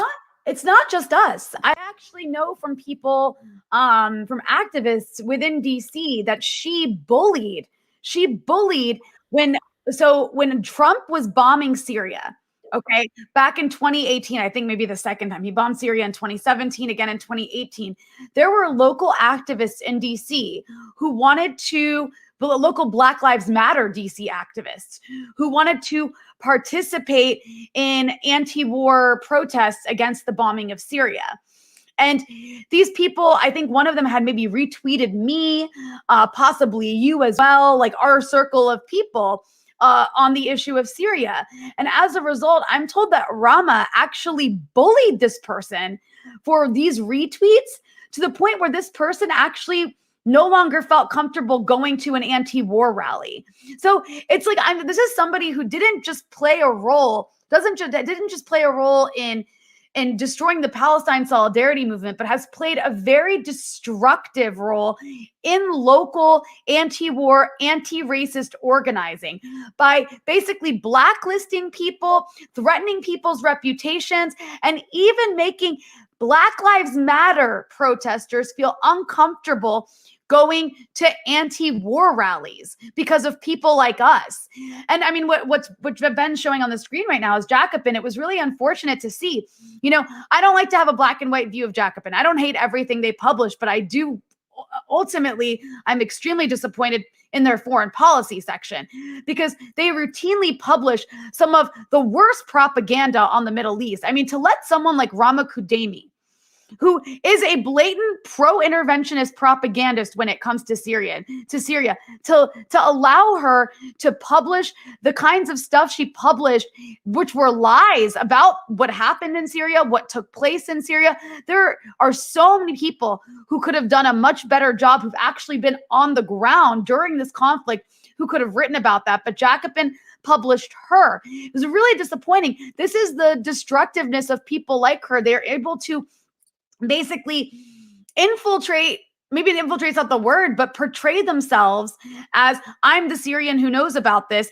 And then they're welcomed by all these leftist outlets to speak on behalf of Syrians, but really they're just speaking on behalf of US imperialism while doing all this nasty stuff behind the scenes that actually weakens the left and weakens anti-war and anti-racist organizing. There she is on Democracy Now! And I mean, Max, if we ever let him back in, can speak to this even better, because I don't know the specifics, but I know she comes from a family that's deeply involved in the Syrian American Medical Society, which played a huge role in kind of using the issue of getting medicine into Syria to help support the Syrian opposition.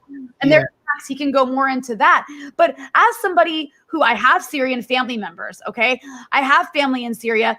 I don't use that to justify my position. I don't throw my identity in front of me to try to force people to agree with me, but that's what the pro-imperialist side does.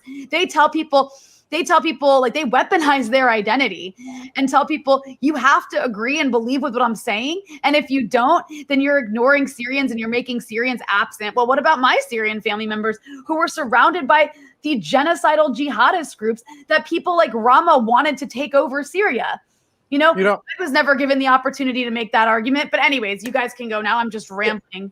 But I think it was important to get this out, because there isn't a day that passes when this isn't, I'm not trolled about this online, and it's I don't let it distract me, but I think it's helpful to address it. I think we should get back to what's happening in Palestine, but I thought it was important to address it because, this effort to undermine the work we do on Palestine is ongoing. And I just don't want people to be distracted by it. And I wanted to get it out in the open and to say, it's okay. You don't have to agree with me on everything. I don't expect people to agree with me on everything. I don't agree with people on everything. There are things, I even disagree with Rania on some things, believe it or not. People might not believe that, No, to the gulag. Yeah, but I disagree with Aaron, on a bunch we all of disagree things. with Aaron because he's just so Canadian. But well, it's a matter of tone. I think it's a matter of tone. Yeah. So I mean, that's okay. But what was going on was not disagreement. It was an all-out war to defame us, to discredit us. It was an operation. It was an operation. Counterinsurgency operation within the left, and it was fronted in many ways by right-wing Syrian. Yeah, and by the way, this maybe this will help us transition back to Palestine. But 2 weeks ago, Middle East Monitor, which is a publication in the UK, published an article by some spook. I don't even know if it's like a real person. It's like looks like a generic profile photo and a very generic name, Mohammed Hussein, which could be like, who knows if that's a real name. And I think it's called something like, the left's genocide deniers are hurting the Palestinian cause. And who were so one of the genocide deniers was apparently Noam Chomsky. Then the others were me, Ali Abunimah, mean old Ali Abunimah from the Electronic Intifada, hurting the Palestinian cause with his genocide denial, and David Miller, the professor at Bristol University in the UK, who is currently the target of a massive smear campaign by the Israel lobby in Britain to get him fired for his research on Zionism. And it just so happens by coincidence that Ali Abunimah of the Electronic Intifada and David Miller, the researcher on Zionism, are the two worst people for the Palestinian cause in the West. What a coincidence. Mm-hmm. And this article was so libelous and defamatory that I wrote to the editor of Middle East Monitor, and I said, you have 24 hours to take down these lies. And to their credit, they did. They did take them down because I made it very clear in writing and in a phone call that I would take whatever action was necessary, including legal action, to defend my reputation and the reputation of the Electronic Intifada, which I think was the ultimate target of this operation. Yeah. But those are the same lies that were printed in that publication that are circulated about us every day, and I think which are designed and intended and calculated to undermine people who support Palestinian rights from an anti-imperialist position. That it was an operation to do that. And because of the strong libel laws in the UK, I was able to make a credible threat of legal action and to actually defend my rights and have those lies deleted. And why I think it's an operation, Ali, and I'll toss to Anya here because I feel like she would have a lot to say about this, but also we were in the Gaza Strip together in 2018 and across Palestine. And I think, I think our audience should hear about the reporting she did at this time, at this interregnum between military escalations. Why it's such an effective operation is that historically, and I'm not saying it's coming from the CIA or whatever, but the CIA had this term, the NCL, and Ben can go off on this too when we get back into it later on, maybe. The NCL, the non-communist left. The CIA was comfortable fostering a non-communist left within the United States that would ultimately integrate itself into the Democratic Party.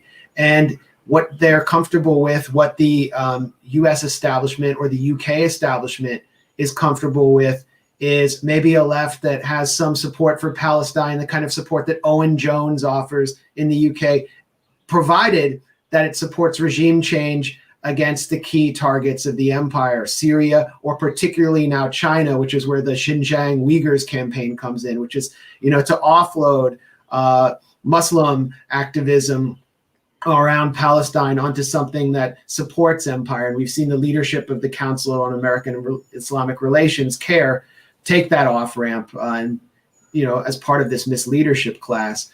So that's why I think it was so effective. But I think people are starting to wake up, especially now, to the reality that Palestine is not going to be free as long as the US is able to maintain a unipolar imperial dominance over the geopolitical spectrum. Anya, I don't know if you want to add anything to that, but I think it's important to talk about what you saw in Gaza and how that relates to what we're seeing now.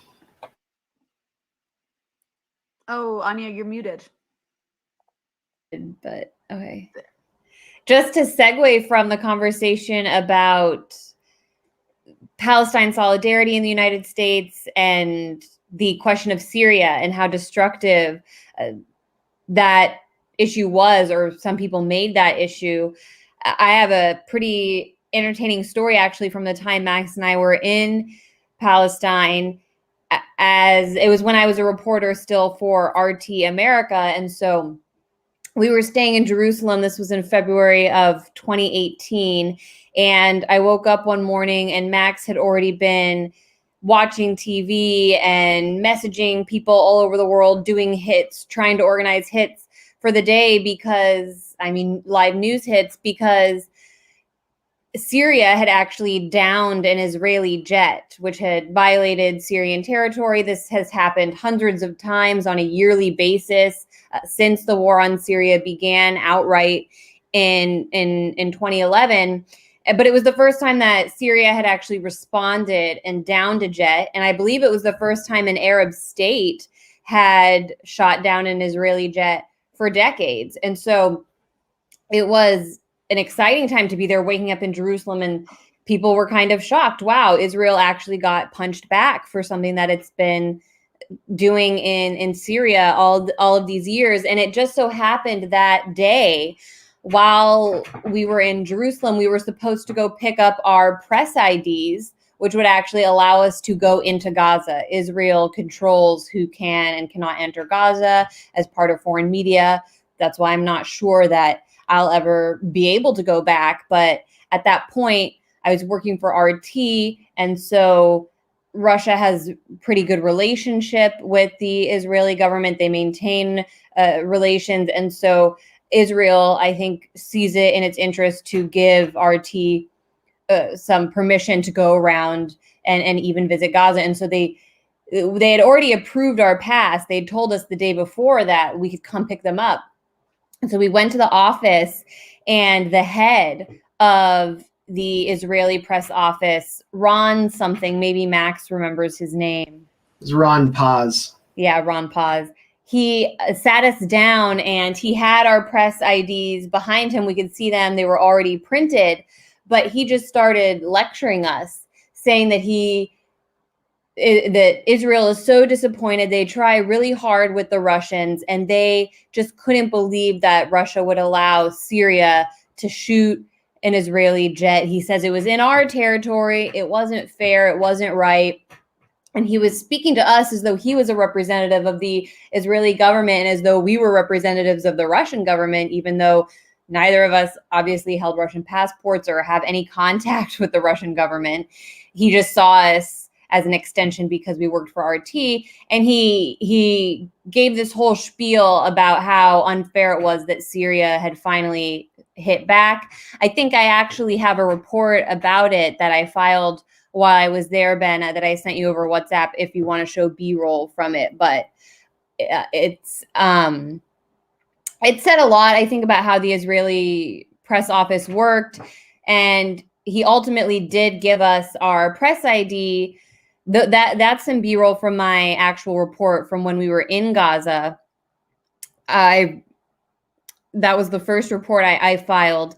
But yeah, he did give us the typical, you would guess, spiel about how not only was it unjust for Syria to hit back, but that it's really the fault of the Palestinians or the Gaza leadership that people in Gaza might be suffering. He was saying, oh, it's we allow a lot of food, and he was trying to prep us, knowing that we were going to go into Gaza and see a very horrifying situation. And that's exactly what we saw when we finally did get our press pass and did get to go through. And just to give people an idea of what it's like to visit Gaza, once you get through the main entrance at the wall, the separation wall, which acts as a border, is not really a border, but acts as a divide between Gaza and what we call Israel.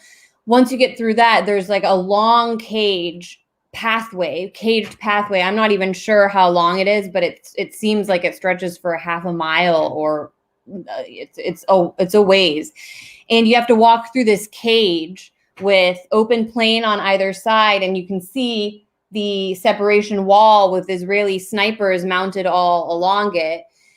So you're walking through this cage, and you already get the sense that you're in a prison just from that you before you even, or the minute you arrive in Gaza, you're caged. And I've never had an experience like that going into any other territory around the world.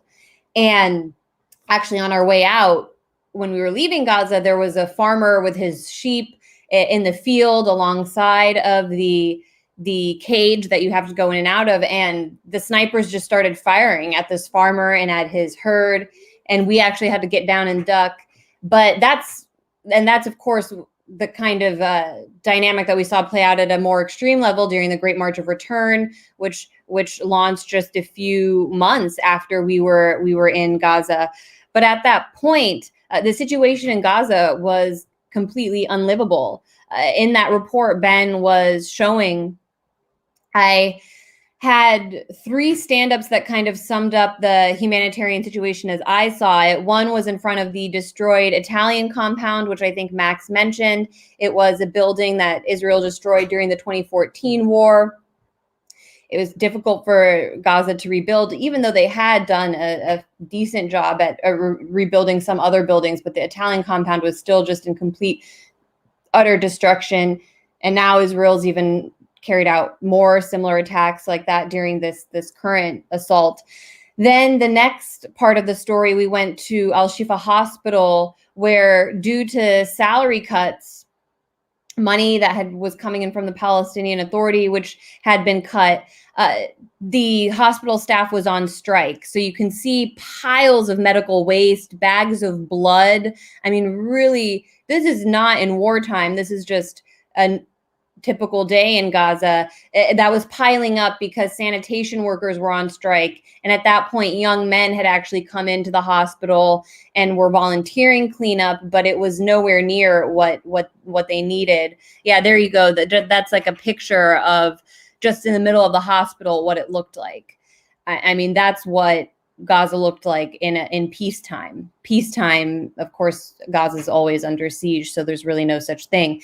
And then the last part of that story, if you skip a little ahead, we're on the beach of the Mediterranean, and that pipe behind me is actually blasting raw sewage into the Mediterranean. It smelled really terrible, as you can imagine, but it happened because it was happening that way because Gaza had no way to treat its sewage or its waste because of electricity cuts. Israel had previously bombed the main electricity plant, the one electricity plant in Gaza, and so there were rolling cuts throughout the strip, and as a result, it became very difficult for Gaza to treat its waste. It was being shot right into the Mediterranean, and then that comes into the air because of basic science. Water evaporates. People are inhaling this as they walk up and down the coast. And so that was the situation in 2018. There were fears that the fuel shortage was going to leave Gaza without any fuel whatsoever at that time.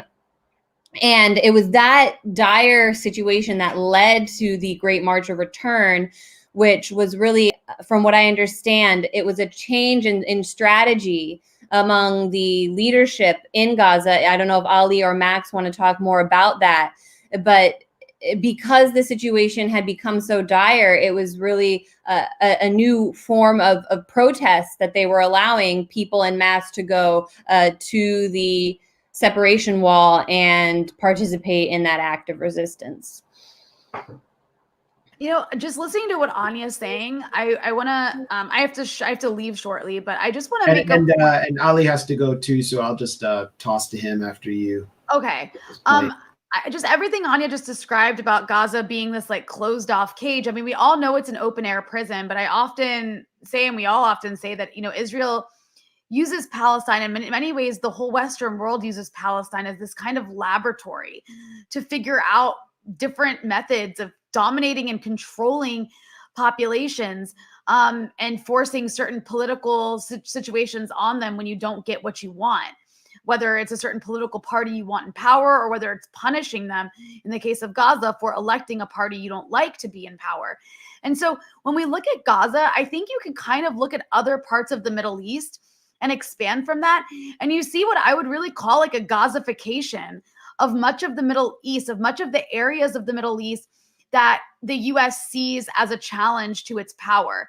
And it's through the use of sanctions and siege-like warfare that you see in the way Iran's being treated, that you see in the way Syria's being treated under these crippling Caesar Act sanctions, and also EU sanctions, and that you're starting to see be pushed onto Lebanon, which Lebanon is pretty much surrounded and has a collapsing economy.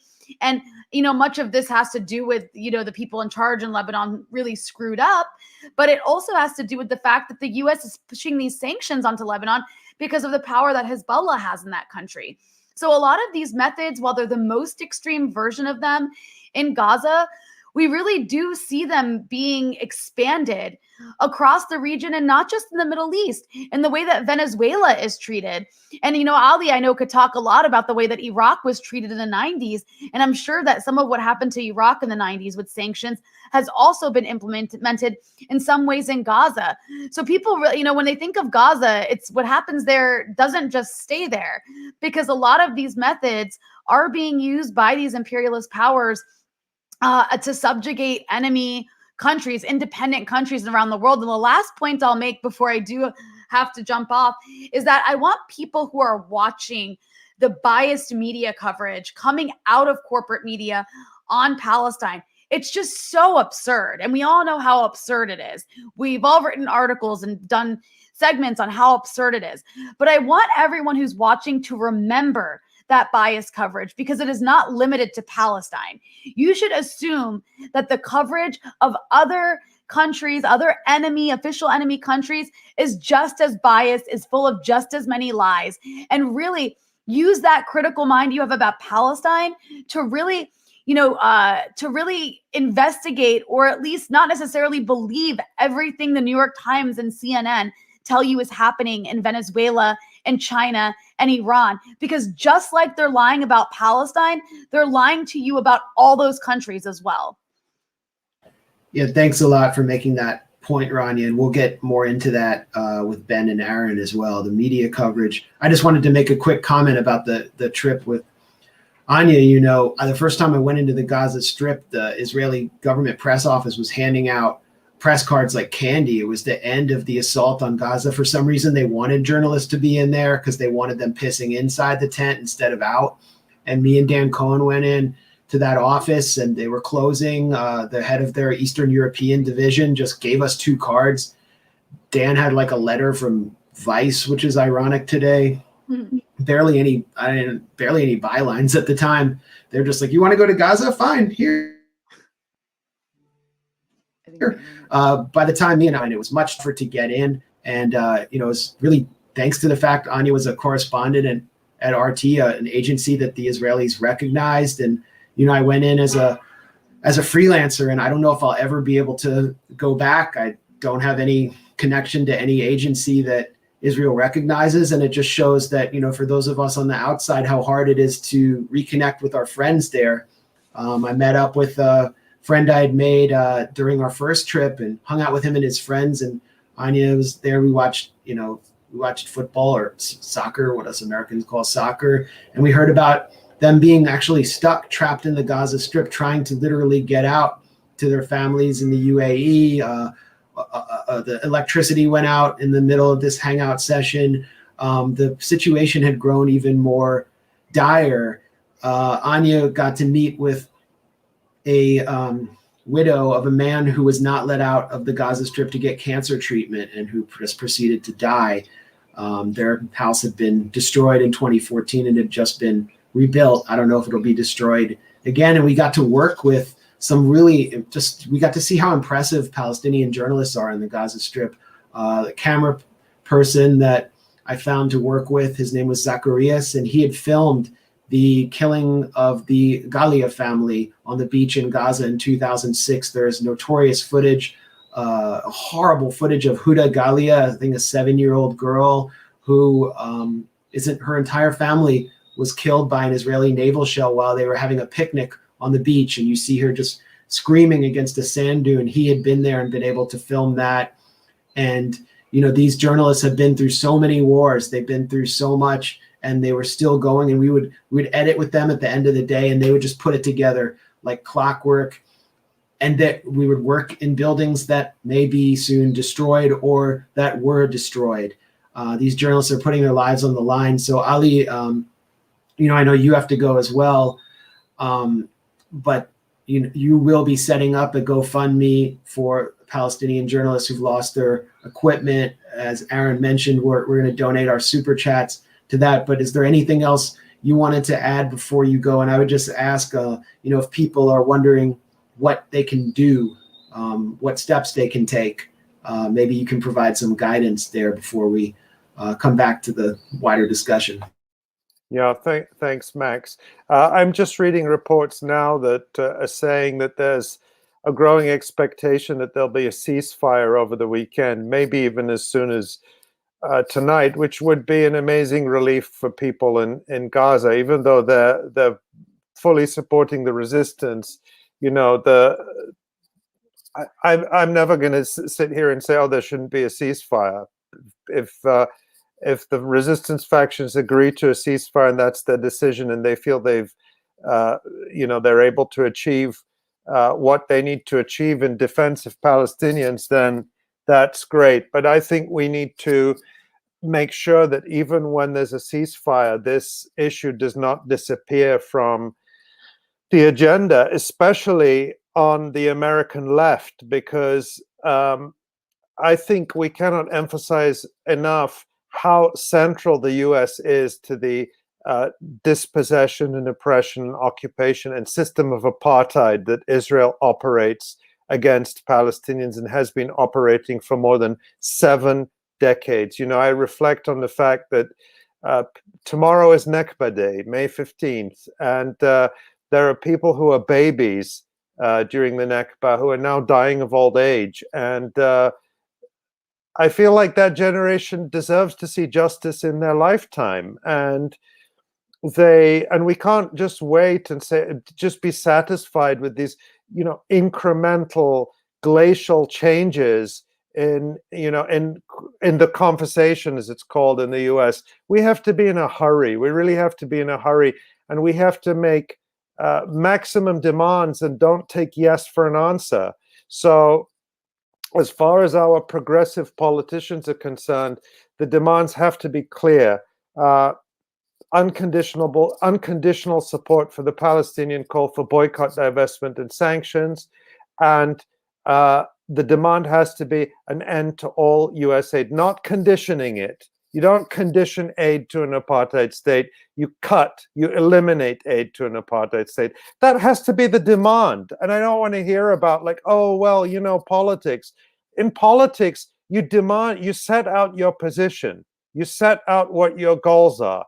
And it's up to other people to convince you to shift from your goals. I'm not saying we should shift from them, but it's not your job to compromise preemptively. And I feel that is such a problem on the American left. It's like people just are they're so beaten down that they have this Stockholm syndrome that they're just not willing to make demands. The progressives are members of the Imperial Senate, to use and the Imperial Legislature. These are not like marginal figures who, need to be protected from people saying mean things on Twitter. They're some of the most powerful people in the world, and they have huge platforms. And so we have to have the highest expectations from them and make the highest demands. And I think the key thing that people can do is really be vocal. One of the things that Israel and its lobby try to do is shut people down with smear campaigns. We've talked about some of the smear campaigns today about Syria, but the other big smear campaign is claiming anyone who criticizes Israel as an anti-Semite. That happened to me, by the way, this week. I did a live interview on Deutsche Welle, on the German state-funded television station, which people can see. It's up on the Electronic Intifada, where I said that I acknowledge that Germany committed genocide against the Jewish people, but that now Germany is making Palestinians pay for its crimes with its unconditional support for Israel. And Deutsche Welle issued a statement denouncing me as an anti-Semite and saying it regrets doing that interview. I wish we could play the key portion, but you said that German elites and the German people should stop making Palestinians pay for the crimes that the German state committed against European Jews during the Holocaust, which seems very reasonable, but they called you an anti-Semite and a supporter of terrorism. Correct. And deleted the interview. Yeah, but I refuse. But the interview is still online. In fact, it's gone viral. It's incredible. It's gone viral here in Jordan. Like my dad received it. People use WhatsApp a lot here to circulate news and information, and he received it like more than a dozen times today on WhatsApp from different people. And other people have been telling me that it's also gone viral in Turkey. It's incredible. It's the Streisand effect. As soon as Deutsche Welle issued that statement denouncing me, the interview went viral, which is which is great. But what I want to say is I refuse to be intimidated or bullied or silenced by those kinds of smears and lies. And in fact, I'm actually actively investigating. Just as I did with Mimo when they printed a libel against me, I'm actively investigating to see what I can do in response to this libel by Deutsche Welle. But I want to just say that as Israel and its apartheid lobby get more desperate, they will be more vicious and use more smears. And so the other thing I want to say to people is don't be intimidated. Stay true to your ethics, stay true to your universalism, stay true to your anti-imperialism, and be in solidarity with Palestinians, be in solidarity with Jewish people who are fighting for universal rights, including the small number of Israelis who are anti-Zionist. They may be small in number, but they're not non-existent. And continue pushing, even if there's a ceasefire, continue pushing. And let's bring an end to this apartheid. I'm tired of this. I want to see this generation, this older generation of Palestinians, have the joy of seeing liberation in their lifetimes. And it's possible. Let's get it done. Thanks a lot, Ali. And a ceasefire would certainly seem like a victory, a real humiliation for the Israeli military if that were to take place at this juncture. I think it would have great repercussions. There will be a massive demonstration regardless of what happens in Washington, D.C. on Saturday, and probably all around the world. So, and can I just say about that, that there are demonstrations planned for all over France for tomorrow, Saturday, Nakba Day. And the French Interior Minister, Gérard Darmanin, actually issued an order of a blanket ban on all demonstrations in relation to Palestine in France. Pretty incredible, but that's the truth. And that's the same France that tells us that French Muslim school children have to be humiliated in their classrooms and shown denigrating cartoons attacking Muslims in order to teach them about free speech. That's the same France that has banned all demonstrations. And in fact, on Thursday, no, it's Friday today. Yeah, on Wednesday, sorry, the French police actually arrested the Bertrand Heilbronn, the head of the Association France-Palestine Solidarité, one of the main Palestine solidarity organizations in France. They arrested him and banned a rally in France that was scheduled for Wednesday. So that's the scale of the repression. That's how threatened Israel and the elites in the West who support it are by this movement, by this upsurge of global solidarity. So it shows the fragility of the discourse. It shows the fear that elites have of people actually learning the truth about all these issues. And I agree with you, Max, that a ceasefire would be a victory. And I also think that our voices collectively are really powerful, much more powerful than often we think. So we should take a lot of encouragement and uplift from that. Absolutely. And I feel your, I don't want to call it your pain, but I definitely can empathize with what happened with the German state, as you know, and you documented. Toiletgate. Toiletengate. As you documented at Electronic Intifada, and many know, when David Sheen and I went to Germany to talk about Palestine and my coverage of Gaza, and we were immediately branded in the yellow press, the Axel Springer right-wing press. We were branded anti-Semites, Israel haters, terror supporters as soon as we arrived. We had all of our talks pulled. The Rosa Luxemburg Foundation pulled our talks. I actually was tailed by security services, I came to realize. They ultimately, the Bundestag introduced a resolution to declare us persona non grata as we left.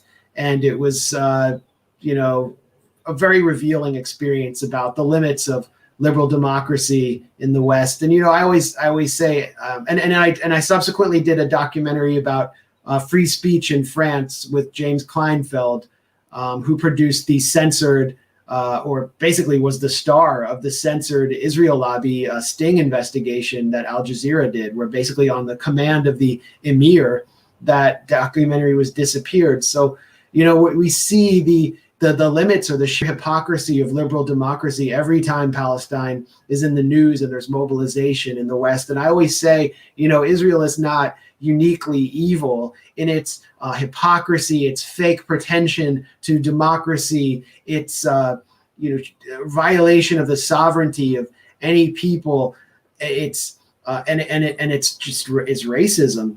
that it is really the most stark and severe reflection of Western liberal democracy staring us back in the face. And that's what we saw with your treatment by German state TV. I don't know if you or anyone else want to weigh in here on the media coverage. And, Ben can certainly speak to Palestine as kind of a dividing line in Latin America, between the Latin American right and the Latin American left. I'm going to, just let you all. Well, Max, do you want to explain quickly what Toilet Gate was? Because we showed the headline, but you didn't explain what Toilet Gate component was. I'd rather not, but no, I mean, it definitely was not like the wisest tactical move, but we had been branded by the Speaker of the German Bundestag, the parliament, Gregor Gysi, anti-Semites in the right-wing press. And this was very offensive. It was especially offensive to David Sheen, who's a Jewish Israeli who was facing like many death threats inside Israel. And we spoke in the Bundestag in the end. Members of the Die Linke party that Gysi belongs to allowed us to, they managed to get us into some side room, even though the rest of the Bundestag didn't want us in there. And then afterwards, we encountered Gysi, and David Sheen just chewed him out and filmed it. And Gysi, we had no idea he was running to a bathroom stall. And he slammed the door on David as David was like, "How dare you call me an anti-Semite? How dare you say that I, a Jew, am anti-Semitic? Like, what is your problem?" And Gysi ran away, and he slams the door on David, and David's like, there. I'm like down the hallway. David's there, like chewing him out, which he totally deserved. And Gysi's going, "Raus, raus, raus." And,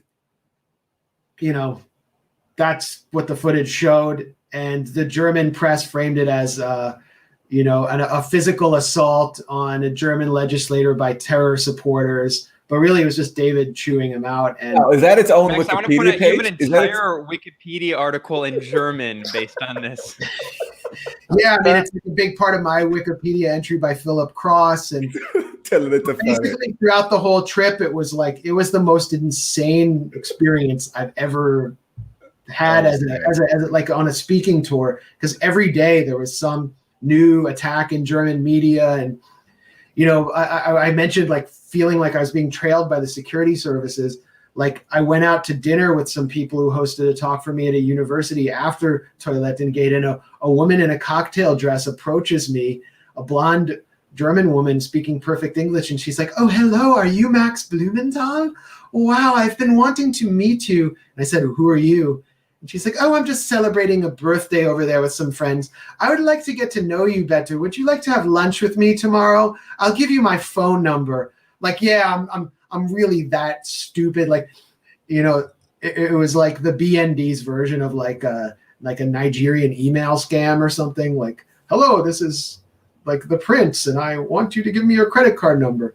But I mean, I realized it had risen to the level of me being declared a threat to the German state. And the Bundestag did introduce legislation to declare me persona non grata along with David Sheen.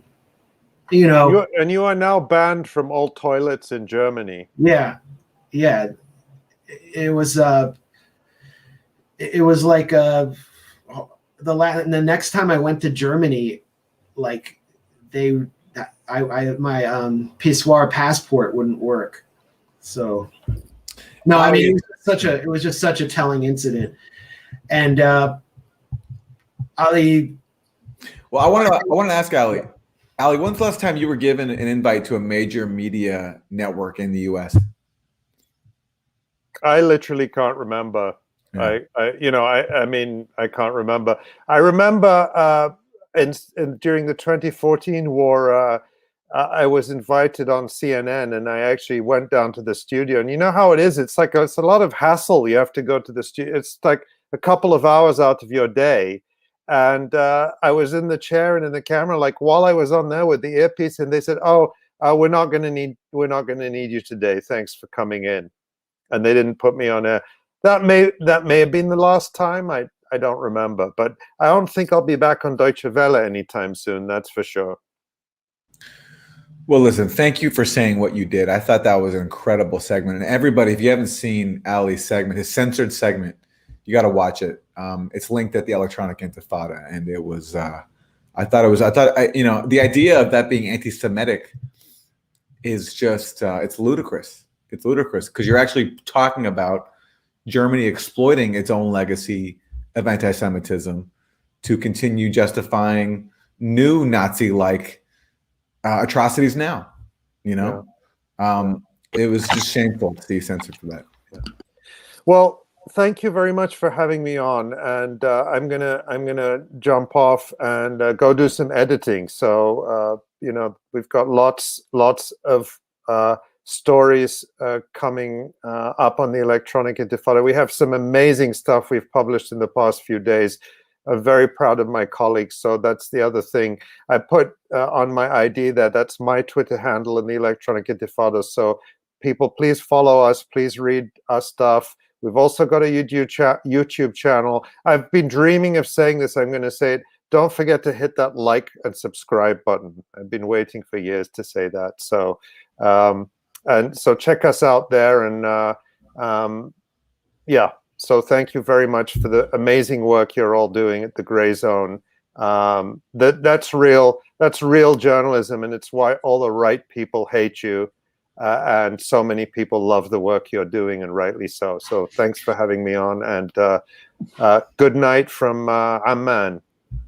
I just want to add before Ali leaves that one of the things I appreciate so much about the work that Ali does and the Electronic Intifada do is that, we try to cover Israel-Palestine, especially moments like this, but, we cover a variety of issues. And it's so important that we have an outlet dedicated specifically to reporting day by day on Palestinian resistance, especially moments like this where, everyone's covering it this week, but then in a month when the conflict dies down, a lot of people are going to go back to ignoring Palestine again. So anyone listening, anyone watching, please consider going to their website and supporting their work. It's so important.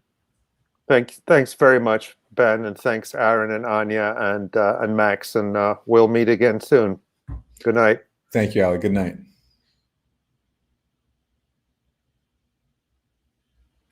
All right. Well, Anya, now that you're back, do you want to talk a little bit more? You were sharing some of your experiences when you were reporting in Gaza. Do you want to talk a little bit more about your reporting there? And I can show some clips if you want.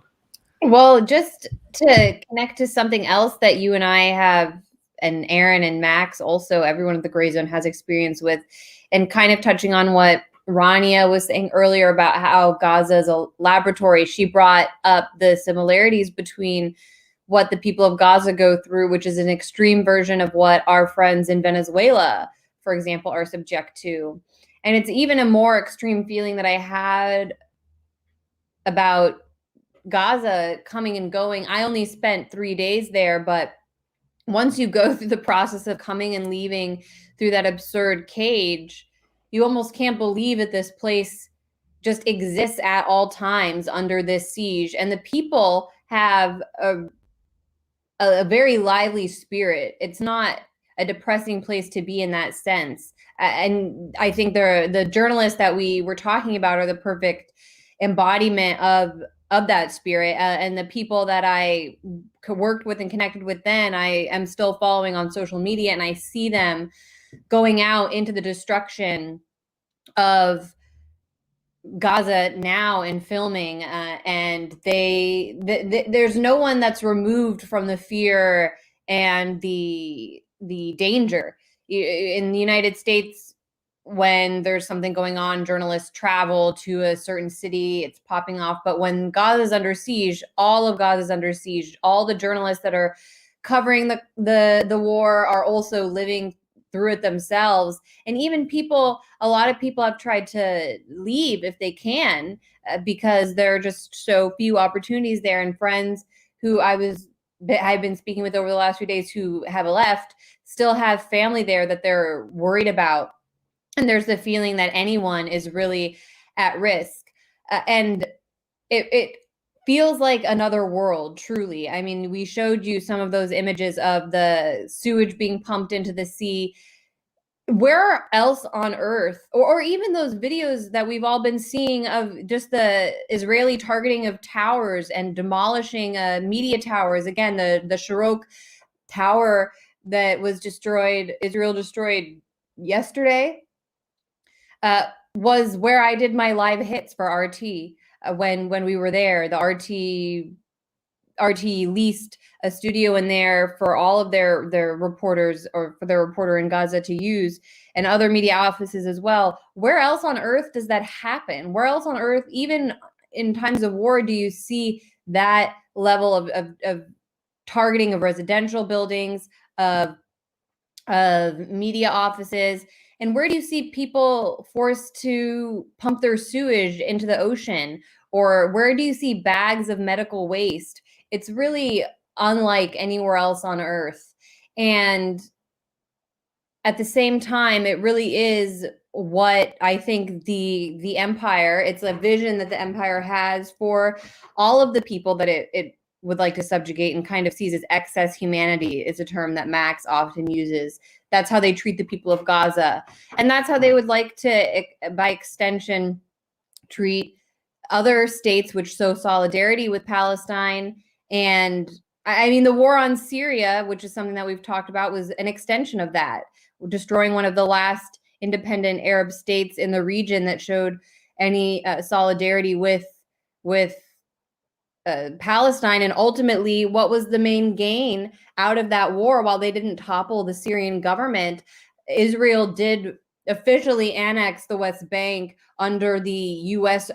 recognition, and unveiled Trump Heights, and kind of take a new step in the direction of its illegal occupation of the Golan Heights, Syrian territory. That was a real outcome of the Syrian war that maybe wouldn't have happened if that war hadn't been started in 2011. And so you can't really separate Palestine from the region. You can't separate it from Syria. And you also can't separate it from our other coverage, Ben, regarding Latin America. As Max brought up, the right wing in Latin America, the US-backed elements in Latin America have strong relations with Israel. Look at the Colombian military and police, which are now brutally cracking down on unprecedented demonstrations there, raping and killing in the street. These security forces are trained by Israel. People often refer to Colombia as the Israel of South America, the same way they refer to Honduras as the Israel of Central America, another place where we've covered the brutal impact of U.S. coups, a presence of the U.S. military, a relationship with Israel. And on the other hand, when these left-wing anti-imperialist governments come in Latin America, such as in Venezuela, they end ties with Israel. That's what the Chavez government did. That's what the Brazilian government did, I believe, and Bolsonaro restored those ties. But Ben, I don't know if you want to add in that vein the relationship between Palestine and Latin America, another region that we cover very closely.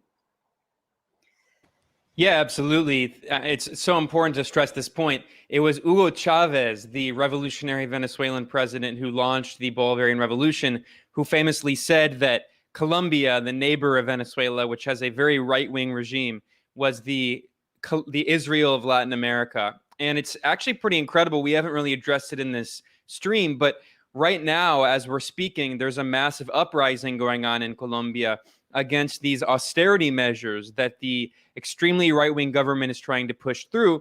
Whereas because of the COVID pandemic, progressive governments in the region like Venezuela, Nicaragua, also the Argentine government and the Mexican government, which have progressive administrations, they increase taxes on the rich and corporations to pay for health policies. Meanwhile, what has the response been of the Colombian regime? To increase taxes on poor people, on working people. And that's what led to this massive uprising. But as a value-added tax. Exactly, value-added tax. And as a Colombian journalist told Anya in a recent interview that on Anya's show, Red Lines, which we published here at the Gray Zone, she explained that this was the straw that broke the camel's back. In Colombia, this regime is just so violent, it's so repressive, and life has become so just unbearable. In fact, the poverty rate is nearly 50%. It's in the mid 40s now. Nearly half of Colombians live in poverty. And this is the result of decades of U.S. support, billions of dollars poured in through so-called Plan Colombia, and all of this. That's why Hugo Chavez referred to Colombia as the Israel of Latin America. It's essentially a big U.S. client regime. And like the Israeli apartheid regime, the Colombian narco regime is extremely anti-democratic, extremely corrupt, and extremely violent. And we talked about how in Israel, the state is supporting these paramilitary groups and these settlers as a form of para-state violence to carry out attacks on Palestinians. Similarly, in Colombia, the narco regime under the drug trafficking president Ivan Duque has been supporting these murderous death squads that have killed hundreds of people who, not only peace activists, hundreds of peace activists have been killed, but also hundreds of former guerrillas who signed a peace agreement with the Colombian regime and laid down their weapons in late 2016. Hundreds of them have since been murdered. And meanwhile, what has the response been? I want to highlight some of these tweets here of the leader of the Organization of American States, which, I mean, Fidel Castro, the famous revolutionary leader in Cuba, referred to the OAS as the Yankee Ministry of the Colonies. And it's absolutely incredible to see the response of Luis Almagro. So this is his tweet here. I'm gonna translate it from Spanish. He's saying, "We are showing solidarity with Israel, a historic and strategic partner in the region, and with its civilian population that has been the victim of more than 600 missile attacks launched from Gaza." Of course, he didn't mention a single word about the Palestinians murdered, the civilians murdered, the children murdered. And of course, the response of the unfortunately named American Jewish Committee, which is just an Israel lobby group, it doesn't speak on behalf of most Jews in the United States.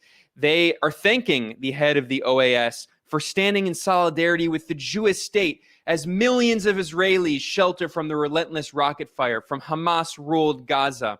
I mean, of course, what they don't mention is that you can count the number of Israelis who have died on one hand, and yeah, that's unfortunate, but meanwhile, over 100 Palestinians have been killed, and that number is increasing, and at least 42% of the Palestinians murdered in the past few days have been civilians, actually, let me take that back. More than 42% have been civilians.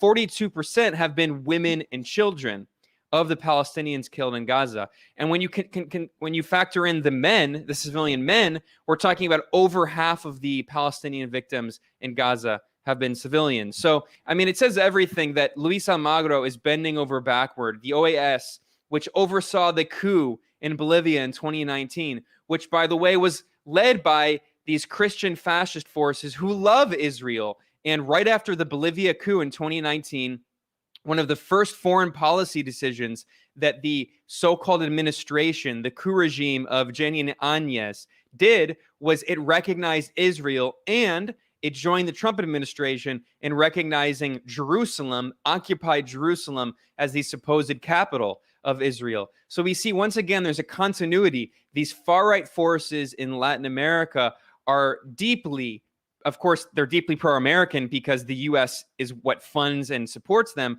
but they're also extremely pro-Israel. And of course, they exploit Christianity and Christian Zionism to try to manipulate poor and working people into supporting this agenda against the Palestinian people. But if you look at the progressive forces in Latin America, from Venezuela to Nicaragua to Cuba, and even increasingly the slightly more moderate but progressive governments like Argentina and others in the region, they have also been supporting the Palestinians, and they've been speaking out and showing solidarity. Venezuela had one of the Venezuelan government, the foreign ministry, had one of the best statements. And what's incredible is you see a lot of these people on the U.S. left, the democratic socialist left, the ones who say, oh, I'm not a socialist, I'm a democratic socialist.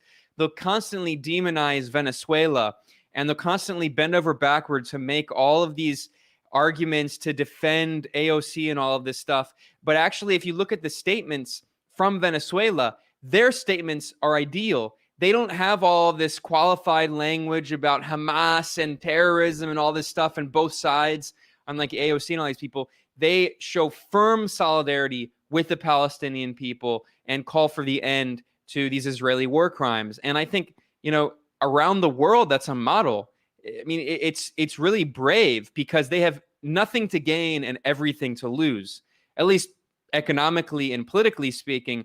Although, of course, what they do have to gain is they have the support of working masses of people around the world looking to them and showing solidarity with their struggle. So, yeah, I mean, it's a microcosm of exactly what's happened in Western Asia, right? Where all of these, the most vicious, reactionary, authoritarian regimes in the region, the Gulf monarchies, have one by one just bowed down to the U.S. empire and normalized relations with Israel. So it's not a coincidence that the more right-wing, the more authoritarian, and the more anti-democratic you are, the more likely you are to follow Washington's lead and recognize Israel and normalize with Israel. And the more secular and the more cosmopolitan you are, as in the case of Syria, which is one of the most diverse secular countries in the region, they have endlessly been punished for refusing to normalize relations with Israel.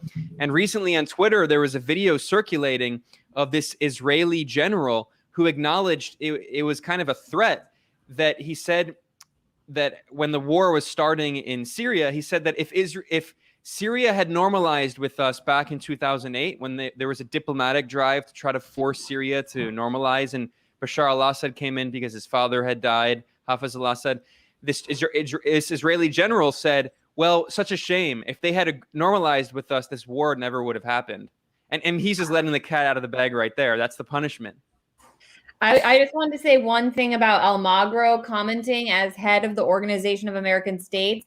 Israel is a little bit outside of that region. I don't know if that says more about Almagro or about Israel. Is it part of? Well, Anya, a quarter of Israelis have American citizenship. So, I mean, it's the 51st state. It's basically... Exactly. That's what I was getting at. What I wanted to say, too, is that there's a long history of Israel directly intervening to prop up the kind of right-wing regimes that Almagro defends. And I wanted to recommend a book for people if they're interested in this. It's called Dangerous Liaison, The Inside Story of the U.S.-Israeli Covert Relationship by Andrew and Leslie Coburn. Andrew Coburn is now editor at Harper's.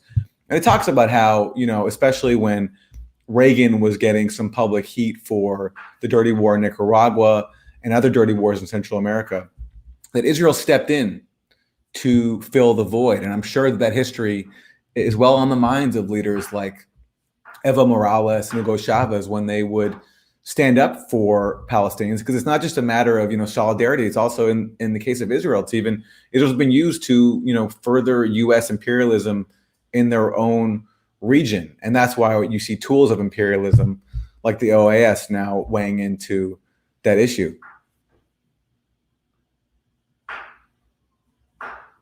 Yeah, I want to get up here. I'm looking through Evo Morales, the former president of Bolivia, who was overthrown in the 2019 military coup backed by the United States. He just posted this statement on Twitter, which really summarizes the solidarity of these progressive movements. And I'll translate it really quickly. He said, "We condemn Israel's massacre that has the imperialist support of the United States that it's carrying out against the people of Palestine. And we condemn the complicity of Luis Almagro, the head of the OAS, and these criminal attacks that have left at least 50 Palestinians killed, among them 14 children and 300 wounded as well." So, it's not a coincidence. I mean, I tweeted that this is one of the reasons for the coup in 2019, because Evo Morales was such a shining light. And he always issued these clarion calls against imperialism and also showed solidarity between indigenous people in Latin America and the indigenous communities in Palestine. So really quickly, speaking of Dangerous Liaisons, that book, and the role of Israel in supporting these vicious regimes in Latin America, we should also remember that during the literal genocide in Guatemala in the 1980s, and when I say literal genocide, this is one of the few cases that the international court has actually done an actual case in the court and ruled genocide against the US-backed former president of Guatemala, Efrain Rios Montt. And during the Guatemalan genocide, according to the United Nations, the Guatemalan military, backed by the United States and backed by Israel, carried out 96% of civilian casualties in the Guatemalan Civil War, throughout the Guatemalan Civil War. And on the other side, you had a Marxist guerrilla group, which is responsible for 4% of civilian casualties, according to the United Nations-backed Truth Commission. And the United Nations officially charged and tried Rios Montt and his regime of genocide. And of course, US government officials like Elliot Abrams, who under the Trump administration was the special envoy for Venezuela, Elliot Abrams was deeply complicit in that genocide against the Maya population and other indigenous communities in Guatemala. And what happened is that the US was directly arming this genocide under the Reagan administration. And the Congress, at that time, Democrats, surprise, surprise, there used to be a time when Democrats actually at least pretended to be anti-war, whereas now, I mean, they pretty much all just uniformly support war, sometimes even more aggressively than the Republicans. But there were some progressive Democrats, and there was this campaign to try to block U.S. military assistance to Guatemala, the regime there, the military regime. So Israel stepped in, and Israel was arming and training the Guatemalan military forces as they were carrying out a scorched earth campaign. And the official slogan of the Guatemalan military junta under Rios Montt was beans or bullets. That's what he said, frijoles o balas. So what that means is if you go with us, we will give you beans, we will give you food. If you go against us, we will give you bullets, we will kill you.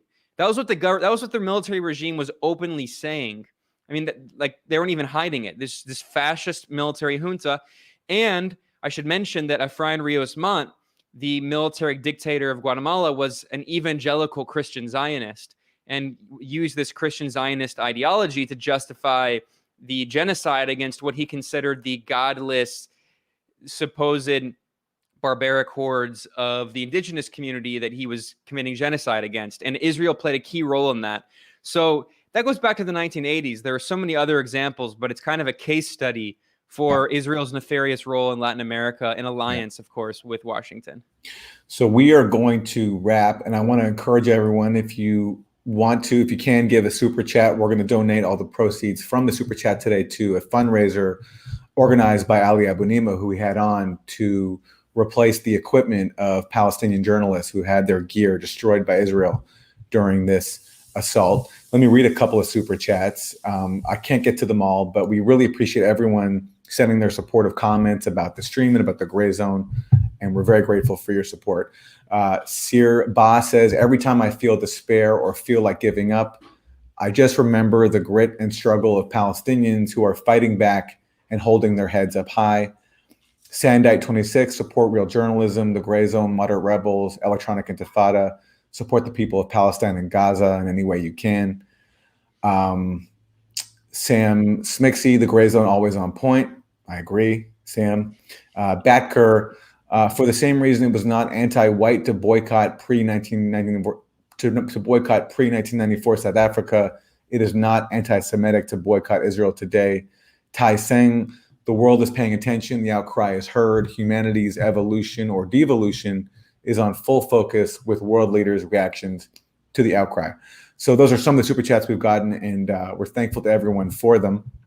I think we should wrap, guys. We covered a lot today, and certainly we'll be doing a lot more at the Gray Zone on this, on the Israeli assault on Gaza and what's happening inside of Israel's borders with the repression of Palestinians there, the crackdowns, the mob violence against them.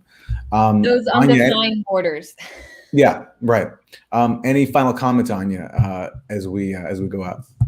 No, I just thank everyone for tuning in, and hopefully we will see a ceasefire this weekend, and it'll prove that resistance works. Oh, let me also say too, after we wrap, our friend Katie Halper is doing a interview right now with Norman Finkelstein on her page. So if you want to keep watching something, I recommend that.